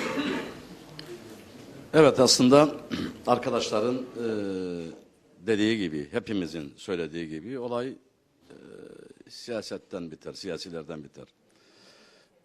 Ben kabul ediyorum. Ben kendi üzerime düşen her sorumluluğu kabul ediyorum. Onun için rahatlıkla konuşuyorum. Ve zannedersem KKTC genelinde de bu rahatlıkla ve yaptıklarımla herkes beni çok yakinen tanır ve bilir. Şimdi aslında bu ülkede şöyle bir sorun vardır. 2006 yılından itibaren özellikle yerel yönetimlere karşı hükümetler tarafından, yani her gelen giden hükümet tarafından bilinçli bir yıpratma kampanyası başlamıştır. Şimdi ülke yönetiminin iki ayağı vardır. Biri merkezi hükümettir, biri de yerel yönetimlerdir. Ve merkezi hükümetlerle yerel yönetimlerin sürekli olarak işbirliği içerisinde olması gerekmektedir. Bölgenin konularını, sorunlarını, gelişmişliklerini, geri kalmışlıklarını, ihtiyaçlarını vesaire neyse hep bunları tartışarak doğruyu bulup çözmek zorundadırlar. Ancak bizim mesela turizmden bahsettiği Mustafa Bey az önce bu bölgenin bir turizm bölgesi olması lazım dedi. Fakat her taraf bomboş, hiçbir gelişme yok vesaire. Siz biliyor musunuz ki yaklaşık 7 yıldır Girne çevre yolunun Lapta'ya, Karşıyaka'ya gelebilmesi için ihalesi verilmiş. Evet. Türkiye Büyükelçiliği tarafından parası ayrılmış. Ama maalesef bugüne kadar gelmiş geçmiş bütün hükümetler hiç bu konuda bu konunun üzerine eğilmemiş. İşte orada 2 tane istimlak sorunu var vesaire ve böyle geçiştirip bizlerle dalga geçmektedirler. Girne bölgesinde 10 tane milletvekili vardır. Ben X milletvekili partisinin veya Y partisinin demiyorum. UBP'den de vardır, TDP'den de vardır, CTP'den de vardır, Demokrat Parti'den de vardır. O zaman Girne'nin milletvekillerine daha da büyük bir sorumluluk düşüyor. Yani eğer biz 7 yıldan beridir bu yolun parası ayrılmışsa ve özellikle Alsancak, Lapta, Karşıyaka ve bu tarafa doğru gelişmeyi bu yoldan dolayı gerek ekonomik gerek sosyal gelişmeyi engelliyorsak lütfen herkes kendine biraz sorumluluk hissedecek. Ve meclise gittikleri zaman bu konuları orada dile getirip konuşacaklar. Siyasileri bir gün tavsiye ediyorum, sabahtan gelsinler Lapta'ya veya Karşıyaka'ya veya Alsancak'a, 45 dakikada Girne'ye gidemezler. 45 dakikada da geri gelemezler iş çıkışlarında. Şimdi bunlar bizim doğrularımızdır. Ama ben daha da ileri giderim. Mesela bizde şimdi İçişleri Bakanımız bizim bölgemizdendir. Benim çok yakın aile dostumdur. Kaç yıldır orada o görevi yapıyor şu anda bilmiyorum. Bir günden bir güne bizim belediyemize gelip de bölgenin sorunlarıyla ilgili hiçbir görüşme ve konuşma yapmamıştır. Bu da bizim azı gerçeğimizdir. Ben siyasiler dediğim zaman sadece başka partileri kastetmiyorum o anlamda. Bunu da örnek olarak veriyorum. Köylerde yapılması gereken birçok olaylar vardır. Yani köylerde illa da hayvancılık ya da tarımcılık yapılacak diye bir konu yoktur. Köy pansiyonculuğu yapılır, ona göre geliştirilir, daha değişik uygulamalar yapılır ve gençler o köylerde tutulur. Ama bu ciddi politikalar ister. Oraya gelip de sanki de her bakan geldiğinde zaten müsteşar değişir, müdürü değişir. Bir yerden başlarsınız, ta sağınızı solunuzu ona meramınızı anlatırsınız, başka biri gelir. 6 ay ona istersiniz anlatırsınız meramınızı, o değişir ve her gelen de en iyisini kendi bilir. X parti gelir, bu tarafa gider, Y parti gelir, bu tarafa diğer gelir, başka bir yöne gider. Yani ülkede bir sistem yok, bir düzen yok. İleriye dönüp programlanmış hiçbir şey yoktur. Bu toz duman herkesin işine gelir. Onun için bu sistem böyle devam eder diye düşünürüm ben. Şimdi bölgenin sorunlarına bu yol konusu gerçekten çok önemlidir. Ve hatta biz Alsancak Belediyesi ile birlikte bu yolu kapatmayı dahi düşündük. Yani yöntem bu değil. Yani konuşarak, ilgilenerek yapılabilecek işleri illa da eylemlerle, bağırma çağırmayla engeller teşkil ederek yapmak bana göre bu yaşadığımız zamanda ama artık öyle noktaya geldiğiniz yanlış, kapatacaksınız. yanlıştır. Hayır, bunu kapatmanız şarttır. Bu yolu O da, kapatacaksınız. inşallah o zaman o da gelip olacak. yapacaklar Şimdi, bu yolu. 7 yıldır parası orada duruyor yolun. Hayretle duydum. Yani hiç kimsenin bilgisi yok. Çamlıbel'de geçtiğimiz gün duydum. Çamlıbel'de polis karakolunun kapatılması yönünde bir ön girişim vardır. Tabii güvenlik güçleri bunu nasıl değerlendirdi, nasıl planladı, amaç nedir biz bilmiyoruz.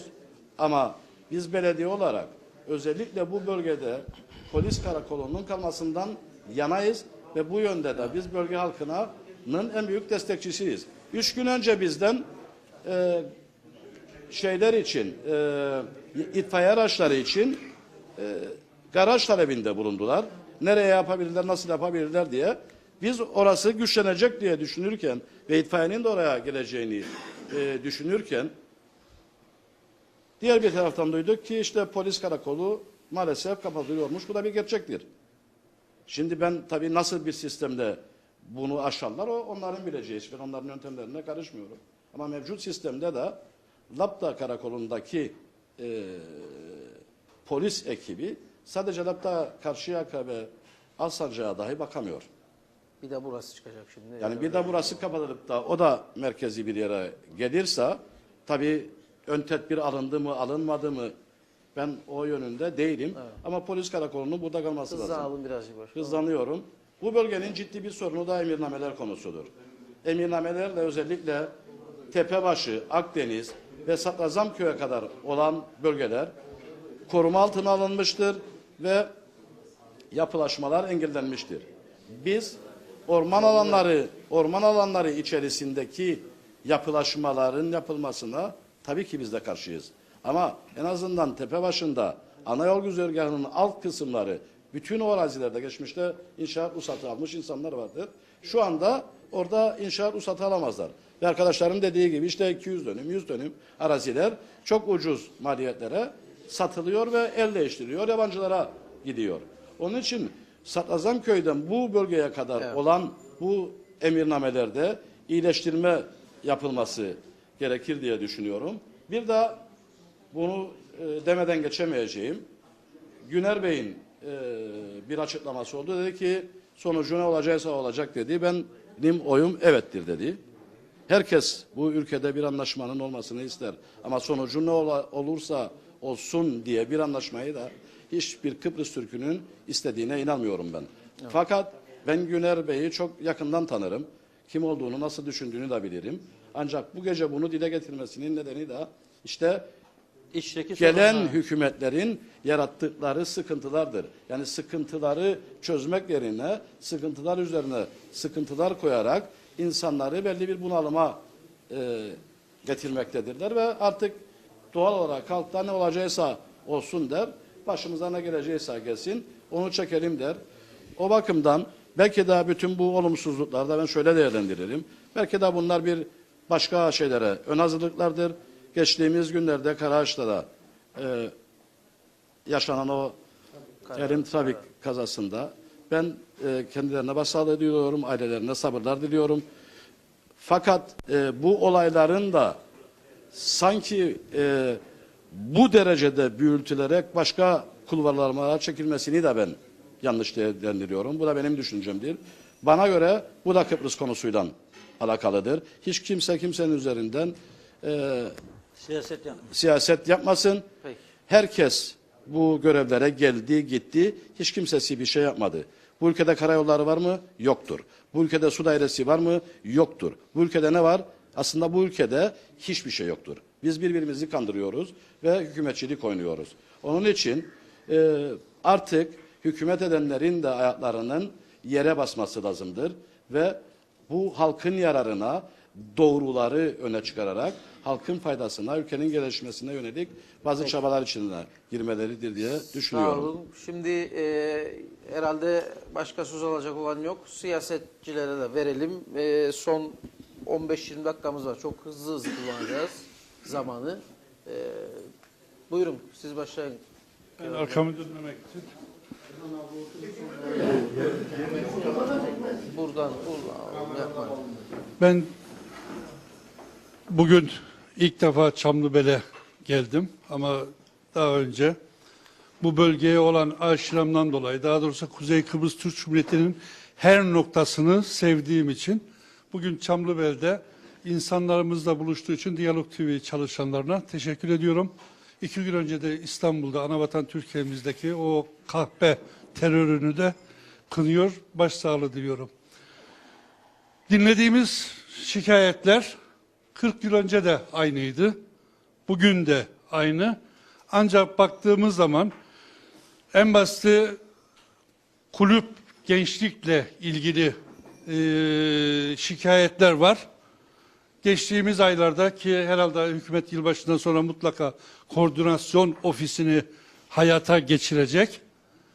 Koordinasyon ofisi bugün şikayet edilen futbol sahaları, insanımızın daha iyi spor aktivitesi yapabileceği, daha sağlıklı yaşama kavuşabileceği ihtiyaçlar ve talep üzerine koordinasyon ofisi bugün kısır döngü içerisinde kıvrılan tüm meclisteki tüm siyasi partiler, bugün hiçbiri ben iktidara ortak olmadım deme hakkı da yoktur.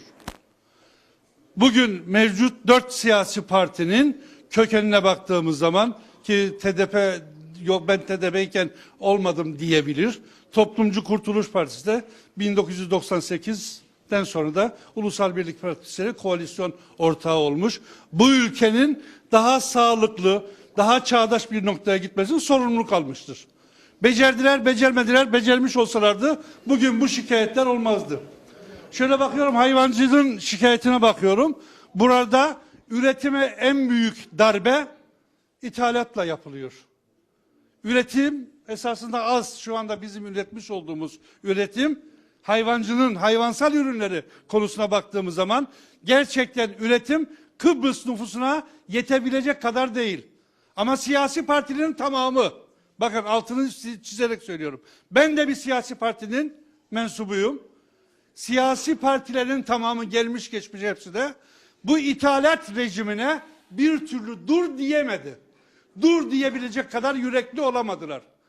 Sağımda eski Tarım Bakanı Zorlu Töre kardeşim dışarıdan gelen hayvansal ürünlerine fon koyalım dedi. 3 ay sonra da bakanlık koltuğu altından gitti. Ben Tülüt kardeşime cevap verme açısından değil, şu mevcut Gazi Bagoslar Belediye Başkanımız Sayın İsmail Ertel ile mesajla ulaştım. Bizim üreticiye vereceğimiz her zaman stand yeri vardır dedi. Peki. Programdan sonra bir bağlayın. İsmail Ertel Bey, belediye başkanımız, geçmişte 200 olan şeyi şu anda çağdaş bir kapalı perşembe pazarı yapıyor ki seçimde söz verdiği yerine getiriyor. 400 esnafın, üreticinin stand koyabileceği çağdaş bir konuma getirecek. Hiçbir sıkıntı yok. Şimdi benim Tarım Bakanlığı dönemimde de üretici tanımını 28 ayda sığdıramadım. Çünkü 2 yıl üst üste olağanüstü bir kuraklık döneminde mezara girmiş hayvancıyı ancak mezardan dışarı çıkarabilme başarısını sağladım. Bugün siyasetçilerin tamamı suçlanıyor. Ama gelmiş geçmiş iktidara baktığımız zaman en son seçim şu andaki mecliste 23 tane yeni milletvekili var. 23 tane yeni yüz var. 23 tane eski suçladığımız siyasi gelenek haline geldi siyasetçileri suçlama. Ama ben inanıyorum ki hiçbir siyasetçi bu ülkenin daha ileriye gitmesi için bir şeyler yapamadıysa, çoğalan nüfusumuzla birlikte çoğalan sorunların üstesinden gelemediyse yarısını değiştirdik. Bu yeni gelen mecliste de maalesef umduğumuz dağlara kar yağdı tabirini kullanacağım. Bu ülkede tüm siyasi partilerin gerek iktidar gerek muhalefetin de kendi iç didişmesi yerine sağlam zemin üzerine oturan siyasi partilere de ihtiyacımız var. Hangi siyasi partilere baksak memleket sorunlarını unuttuk. Kendi içimizde gerek iktidarda, iktidardaki milletvekilleri bakanlık sevdasında ceplerinde istifa mektubu dolaşıyor. Bu ülkenin sorunlarına nasıl çözüm bulacağım diye bir proje, bir dosya, bir iletişim, bir proje taslağıyla bu üretim konusunda bunları yapalım demiyor. Benim buraya gelmelerimin sebebi de Geçitköy'e gelen suya karşı emeği olan bir siyasetçiyim ben. Anavatan Türkiye'nin Tarım Bakanlığı döneminde emeğim olduğu için ama hala bu suyla ne üreteceğimizi projelendirememiş kadar basiretsiz bir kamu yönetimi de var. Evet. Kamu yönetimi de. Ben bu duygularla Çamlıbelli kardeşlerimin sesini duymak, onlarla yüz yüze tanıştığımdan dolayı bu imkanı yarattığı için Diyalog TV'ye ve çalışanlara teşekkür ediyorum.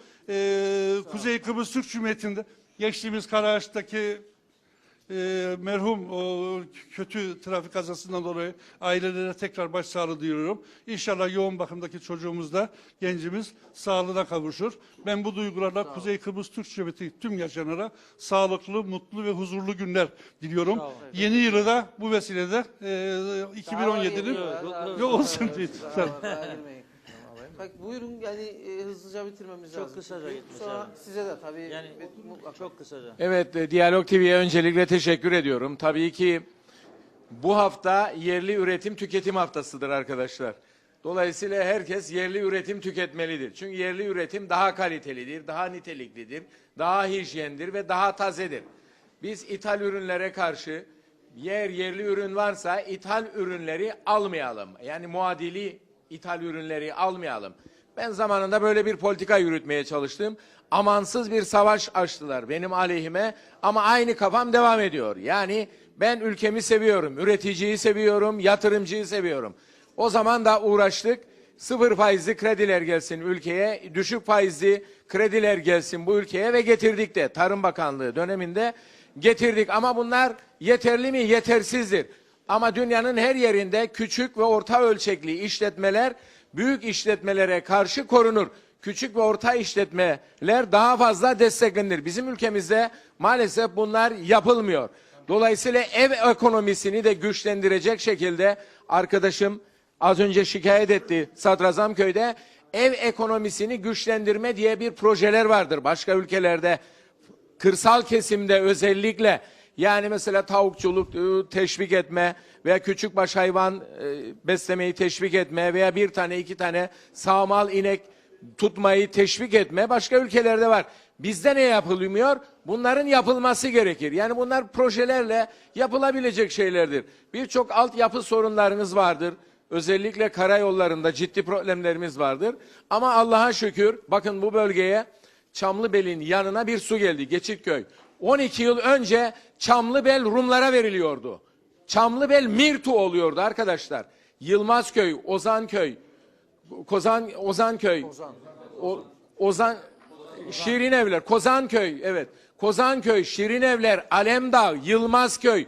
Bu bölge olduğu gibi Rumlara veriyor. Rumlar ta Beşparmak Dağları'nın sırtlarına kadar gelip Türkiye'yi göreceklerdi burada. Ve biz öyle bir plana geçmişte bütün iyi niyetimizi gösterdik. İşte barışseverliğimizi gösterdik. Ben hayır dedim ama netice olarak halkın çoğunluğu %65 evet dedi. Eğer o %65 evet Papadopoulos'la Hristofyas ve başpapaz o tarafta evet deseydi bugün biz burada bu kahvede oturmayacaktık. Burada bir Osmanlı kahvesi olmayacaktı. Dolayısıyla önünüze çıkacak olan plana da dikkat edeceksiniz. Bakacaksınız. Bu topraklar bizim artık vatanımızdır. Bu devlet bizim devletimizdir. Sorunlarımız var. Okul problemleri var. Altyapı problemleri var. Gençlerimizin arsa problemleri var. Hep görüyorum. Üzülüyoruz tabii. Bunları dinliyoruz. Üzülüyoruz. Ama geçen defa sağlık ocağı kapatılacak dendiğinde buradan arkadaşım adı Güzel Bey miydi? Bana telefon açtı. Ben Sağlık Bakanı'na söyledim. Hükümet daha yeni kurulmuştu. Dedim Sayın Bakan Çamlıbel'den telefon açtılar. Sağlık ocağını kapatıyor musunuz orada? Hayır dedi. Ne münasebet onu tadil edeceğiz ve de orayı daha da kuvvetlendireceğiz dedi. Nitekim de sevindim. Hakikaten yapmış. Dolayısıyla şu anda buradaki polis karakolu kapatılacak diye bir şey söylendi, ifade edildi. Yarın ben bu işin takipçisi olacağım. Sizlerin adına bu işi takip edeceğim. Diğer sorunlarınızı da dinledim. Onları da takip edeceğiz. İnşallah yavaş yavaş bunlardan halledilir ve selamete çıkarız. Hep birlikte selamete çıkarız. Teşekkür ederim. Çok hızlı gitmemiz lazım. Arkaya verirseniz Fazilet Hanım. Buyurun Fazilet Hanım. Bu sesler Kemal Bey duyulmuyor zaten şeyden. Lütfen bitiriyoruz. Buyurun. Gece de ilerledi. Ben de teşekkür ederim. Bizlere de bu fırsatı verdiğiniz için bu vesileyle geldik ve sıkıntıları dinliyoruz. Muhakkak ki siyasilerin sorumluluğu en üst noktadadır ama işte yıllar içerisinde oturmuş bir sistemi de hep başımıza kırmamız, değiştirmemiz gerekecek diyorum. Polis meselesinden başlamak istiyorum. Benim de bilgime geldi bu mesele kısa bir süre önce ve bugün Adı Güzel Bey'i ben kendim rahatsız ettim. Sağ olsun geldi, ilgilendi, konuştuk. Hatta Sayın Başbakan'la da bugün görüşmeyi planlıyordum. Ancak ayrılması gerektiği bir ara meclisten konuşamadım. Yarın ben de kendisine ileteceğim bu konuyu. Tabii burada benim görebildiğim, araştırabildiğim, anlayabildiğim kadarıyla Sayın Başbakan'la konuşmadan teyit etmem mümkün değil ama polisin bu kendi içerisinde yapmayı öngördüğü bir düzenleme olarak algılıyorum bunu. Ve açıkçası ben bunu bu noktada eğer Sayın Başbakan'ın haberi varsa tabii ki gerekçeleri ondan öğreneceğiz. Ha yoksa tabii ki bu daha da ciddi bir sıkıntı. Başbakanın böyle bir düzenlemeden haberinin olmaması söz konusu olmamalı diye düşünüyorum. Geçmişte bu düzenleme devriye yapılır zaten hallederiz mentalitesiyle Vadili köyünde de yapıldıydı. Ve hala daha orada sıkıntılar artarak devam etmektedir. Ve o iddia edilen devriyelerde maalesef yapılmamıştır. Bunun da bilinciyle ben kesinlikle Girne 2 bucaktan oluşur. Biri Girne bucağı, biri Çamlıbel bucağı. Böyle bir düzenlemenin söz konusu olmaması gerektiğini düşünüyorum. Biz zaten itfaiyemizi burada merkezi ve kalıcı hale getirmeyi planlarken çünkü şu anda geçici bir usulle o da işte riskli aylarda gelip burada mesai yapan itfaiye var. Biz bir önceki hükümet döneminde zaten bunları kalıcı hale getirmeye çalışırken bunun gündeme gelmesi tabii ki üzücüdür. Evet, geliyoruz, dinliyoruz. Biz de ne kadar başarabildik istediklerimizi, ne kadar yapamadık. Tabii ki eleştirilecektir. Biz de öz eleştirimizi yapıyoruz ama şunu da hatırlatmak isterim. Cumhuriyetçi Türk Partisi olarak biz biliyorsunuz burada yıllardan bir kaymakamlık binası yoktu. Onunla ilgili adım attık. Akabine sağlık ocağı da çalışır bir hale geldi. Ve biz o kaymakamlık binasında şu anda tek bir personel var. O sayının artırması ve daha çok hizmet verebilmesi için gerekli çalışma yaptıydık. Özellikle Sayın Asım Akansoy zamanında. Maalesef ömrümüz yetmedi. Şu anda ne acıdır ki buradaki kaymakamlık şubesinde doğum kağıdı bile verilemiyor ve bunun da formülü, yani bir internet bilgisayar sistemi bağlanmasıyla çözülebilecekti ve biz bunu son formülasyonunu da yapmıştık. Umut ederim ki yeni İçişleri Bakanımız da yapılan bu çalışmaları bir kenara atmaz ve bu hizmeti getirir. Çünkü altyapısı iyi noktadadır. Çok çabuk bir iki noktaya daha değineceğim. Sayın Lap'ta Belediye Başkanımızı dinledim. 6 TL yanılmıyorsam Sayın Başkan şu andaki 5.75. Tabii personel sayısı çok fazlaysa, şebeke yatırımı gerektirilen zamanda yapılamadıysa, halihazırda 2.3 TL olan su miktarı maalesef 6 sınırına dayanabiliyor.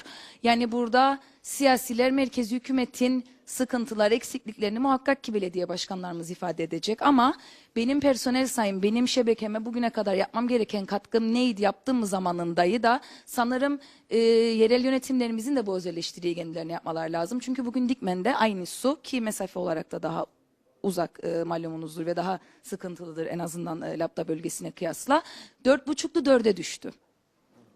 Yani 6 nerede, 4 nerede? Dediğim gibi zamanında yapılan yatırımların ve personel sayısının da burada önemli bir etkisi vardır. Emirnamelerle ilgili konu.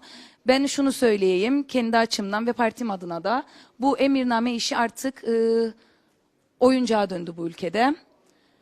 En son bizim zamanımızda biliyorsunuz yapılamayan yapıldı ve ülke fiziki planı geçti. Şu anda yapılması gereken Girne bölgesinde acilen İmar planı hazırlıklarına biz zaten başlamıştık. Söz verdi bize yeni hükümette de, yeni İçişleri Bakanı. Şimdi detayına girmeyeceğim. Girne bölgesindeki, Girne 2. bölgede yapılmaya çalışılan emirnamelere, değişikliklerine tepkimizi ortaya koyduk. Zaten mahkemeden döndü biliyorsunuz. Şu anda yapılacak artık emirnamelerden daha fazla oynanması değil. Ülke fiziki planı hazırdır. Çerçeve, altyapı, her şey hazırdır. Hükümet elini hızlandıracak. Bize Mart'a kadar bu iş yapılabilir dendi. Bizim belediyelerimizde zamanında görüşmelerimizden bu verilerimiz var. İmar planı çıkacak. Ona göre ihtiyaca korunması gereken bölgelerin yerine göre bunlar toparlanacak. Aksi takdirde sıkıntı var. Son olarak dereleri de söyleyeyim. Bir hukukçuyum, bilirsiniz, ona da değineyim. Evet, dereleri koruma yasası altında kaymakamlıktadır yetkiler Sayın Başkan. İzin versin ve denetimini yapsın ama temizlik 5195 sayılı belediyeler yasamıza göre belediyenindir. Belediyenin asli görevidir. Tabii ki kaymakamlık bir izin, ruhsat belediyeden moloz taş alınacaksa bunun yetkisi muhakkak ki belediyede değildir. Tabii ki dereleri koruma yasası da 30'lu yıllardan kalan eski bir yasa olduğu için bu anomaliler iç içe de girer. Ama ben şunu kabul etmem. Her bölgenin belediyesi kendi deresinin temizliğinden, eğer gayri yasal bir şey de yapılıyorsa bunu kaymakamlığı bildirmekten de sorumludur. Bunun hakkını veren belediyelerimiz de vardır. Onun bilgisini de vermek istedim. Teşekkür ederiz. Çok son olarak da Zeki Bey'i de bitirelim. Herkese iyi akşamlar dilerim. Biz Sosyal Demokrat Parti Başkanı Tözün Tunalı ben. Tabii ki herkesi dinledim. Gerek bireysel, gerek muhtar, gerek belediye başkanı, milletvekillerini çok dikkatli dinledim. Herkes şikayetçi. 50 yılın biriken sorunları vardır. Bu sorunları ne halk yaptı, ne ben yaptım, ne başkası yaptı. Bu sorunları yaratan gelmiş geçmiş bütün hükümetlerdir. Bizim bugünkü açıklamamız da bu yöndeydi zaten. Ona da geleceğim, en sonunda ona da geleceğim. Şimdi burada yapılması gereken arkadaşlar, gerçekten çok zor bir dönemeç içerisindeyiz. Gerek Kıbrıs konusunda, gerek iç siyasette. Hiç tahmin edilmeyecek olaylar yaşanıyor memleketin içerisinde. Her bakanlığın içerisindeki problemleri araştırınız lütfen. Neler döndüğünü. Ülke bölündü, parçalandı. Sırf bu koltuklarda oturulsun diye. Yazık, günah değil mi bu insanlarımıza? Geldik Çamlıbel'e şimdi. Sordum ben arkadaşa, ilkokul var sadece diyor. 10.000 nüfus var bu bölgede. Ortaokul yok mu dedim kendine. Hem lise yok mu? Yoktur dedi bana. TÜRİT arkadaşım da diyor ki kendi arabamızla gelirik buraya. Eğitim çöktü. Sağlık çöktü. Tarım ve hayvancı ezildi. Ve 2017 yılında hazırlanan bu bütçe arkadaşlar, söylüyorum, dövizin devalü olmasından dolayı %25 daha 2017 bütçesi geçmeden bütçe bitmiştir. Bak bitmiştir bütçe arkadaşlar. 143 milyon TL ayrıldı tarım sektörüne. %25'ini düşünüz. Ne kalır geriye? Geçen seneki borçları da ödeyemezler. 320 milyon TL harcaması lazımdır tarım etsin diye. Sayın Zorlu Töre arkadaşım dedi ki yerli ürünleri destekleyelim. Elbette canımız feda olsun. Tabii ki destekleyeceğiz. Ama iyi hatırlayınız, sizin müsteşarlık bakanlık döneminizi, bir karara imza attınız, sizi görevden aldılar. Şimdi yine eleştiriyorsunuz. Bu defa seni aday yapmayacak Ulusal Birlik Partisi. Bak samimi söylerim size. İşte şimdi halka arkadaşlar 50 senedir arkadaşlar, ben de dahil olmak üzere herkes bir partiye oyunu verdi. Eğer 50 seneniz daha çalınmak isterse bu düzenin devamına oy vereceksiniz. Evet, çok teşekkür ederim. Zeki Bey'le bitirelim. Son söz. Herkese iyi akşamlar. Az önce sorduğunda Sadrazam Köylü arkadaşımız gittim mi gitmediğimi söyledim. Bu şekilde de konuşmak zorundayız da. Sadece yeni jenerasyon vekillerin savunucusu değil ama en azından birkaç tanemizin de elinden geldiğince o mecliste duyduklarını veya yakinen gördüklerini muhalefet de olsa, iktidar da olsa birbirlerine anlatmaya çalıştıklarının şahitlerinden biriyim. Demek ki halen daha ülkemizdeki o siyasi kültür değişmemiştir ki köylünün veya bütün halkın yanına gitmekle yükümlüyüz.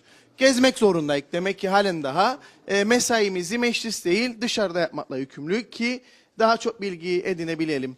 O yüzden dolayı ben şahsım adına da gelemeyen arkadaşlarım adına da özür dilemeyi bir borç bilirim kendime. Bir diğer taraftan biz eğer ki bu ülkede doğru düzgün değişiklikler istiyorsak ve radikal adımlar atılarak daha ciddi bir devlet yönetimi istersek bunu sadece siyasilerden değil o siyasileri siyasi yapıp o meclise gönderenler yani gene kendi kendimize de bunu sormakla yükümlüyük biz. Bir diğer taraftan bunu sormayıp sadece kendi seçtiklerimizi veya başkalarının seçtiklerini eleştirerek bir şeylerin düzeleceğini zannedersek emin olun çok yanılırız arkadaşlar. O meclis kürsüsünde istediğimiz kadar konuşalım. Karşımızda bizi dinleyenlerin birazcık olsun vizyonu yok ise ki şu anda yoktur. Bu ülkede hiçbir adım atamayacak. Kıbrıs konusu da hep konuşulur burada. Girmeyeceğim o konuya ama benim en çok dikkatimi çeken ve hep her zaman peşinde düştüğüm o koordinasyon ofisi söylendiği anda kulaklarım açılır. Çok güzel bir örnek vermek isterim. Madem ki Anlam planı döneminde anladılırdı villalarmış yapılacak havuzlu, o yüzden kandırmasınlar sizi diye toplumu uyardılar. Ben de şimdi tekrardan uyarayım. Kandırmasınlar sizi ki bütün sahalarınız çimlenecek ya da her yere ışıklandırma getirecekler ve bu koordinasyon ofisi geldiğinde gençlik spor görecek ya da gençliğin önü açılacak. Yoktur öyle bir dünya. Her şeyin arkasında muhakkak bir şey vardır diye biz sokaklara döküldük. Hiçbir şekilde Türkiye'den gelen yardımlarda inkar etmeden bunu yaptık. Ama bizim en büyük arzumuz nedir? Eğer ki bu ülkede su borusu da döşenecekse, tarımcıya, çiftçiye katkı sağlanacaksa, gençliğin önü açılacaksa, gençliğin önüne konulan bariyerler kaldırılacaksa bunu kendi devletimiz yapacaktır. Bunu senden benden veya toplayamadıkları o büyük iş adamlarından topladıkları vergilerle yapacaklar. Bunu öyle yapacaklar ki bu gençlik yeni gelişecek olan, yeni gelecek olan nesiller de kendi devletine işte o zaman sahip çıkabilecektir. Ama biz öyle donation'larla, yardımlarla, Avrupa Birliği'nin verdiği parayla, Türkiye'nin gönderdiği parayla, bilmem kimin gönderdiği parayla biz devlet yöneteceksek, bugün mecliste de söylediğim gibi kapatalım gidelim mahalleye. Biz ancak kendi kendimizi yönettiğimiz zaman devlet olmayı öğreneceğiz. Bunun dışında biz ne kadar konuşursak konuşalım boşa kürek çekmekten başka bir şey değildir. Sizleri de tebrik ederim bu programı yaptığınız için. Teşekkür ederim. Saygılar sunarım.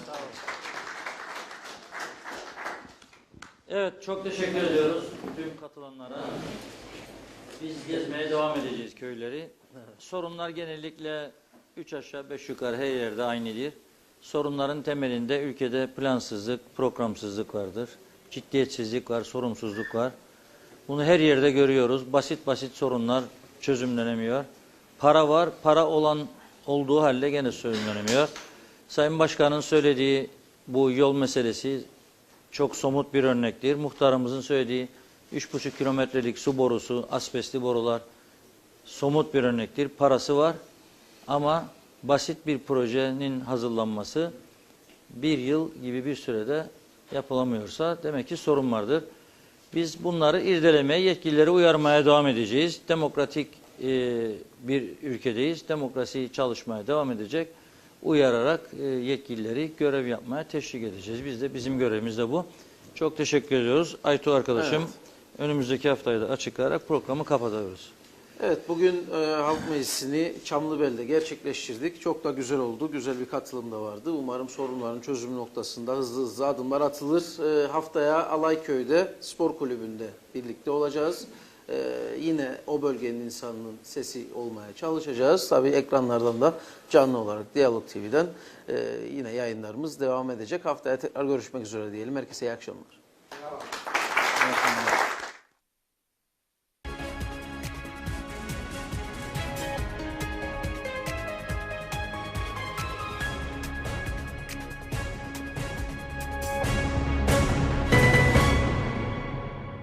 Kıbrıs'ın en büyük süpermarketi Erülkü Süpermarket Halk Meclisi'ni sundu.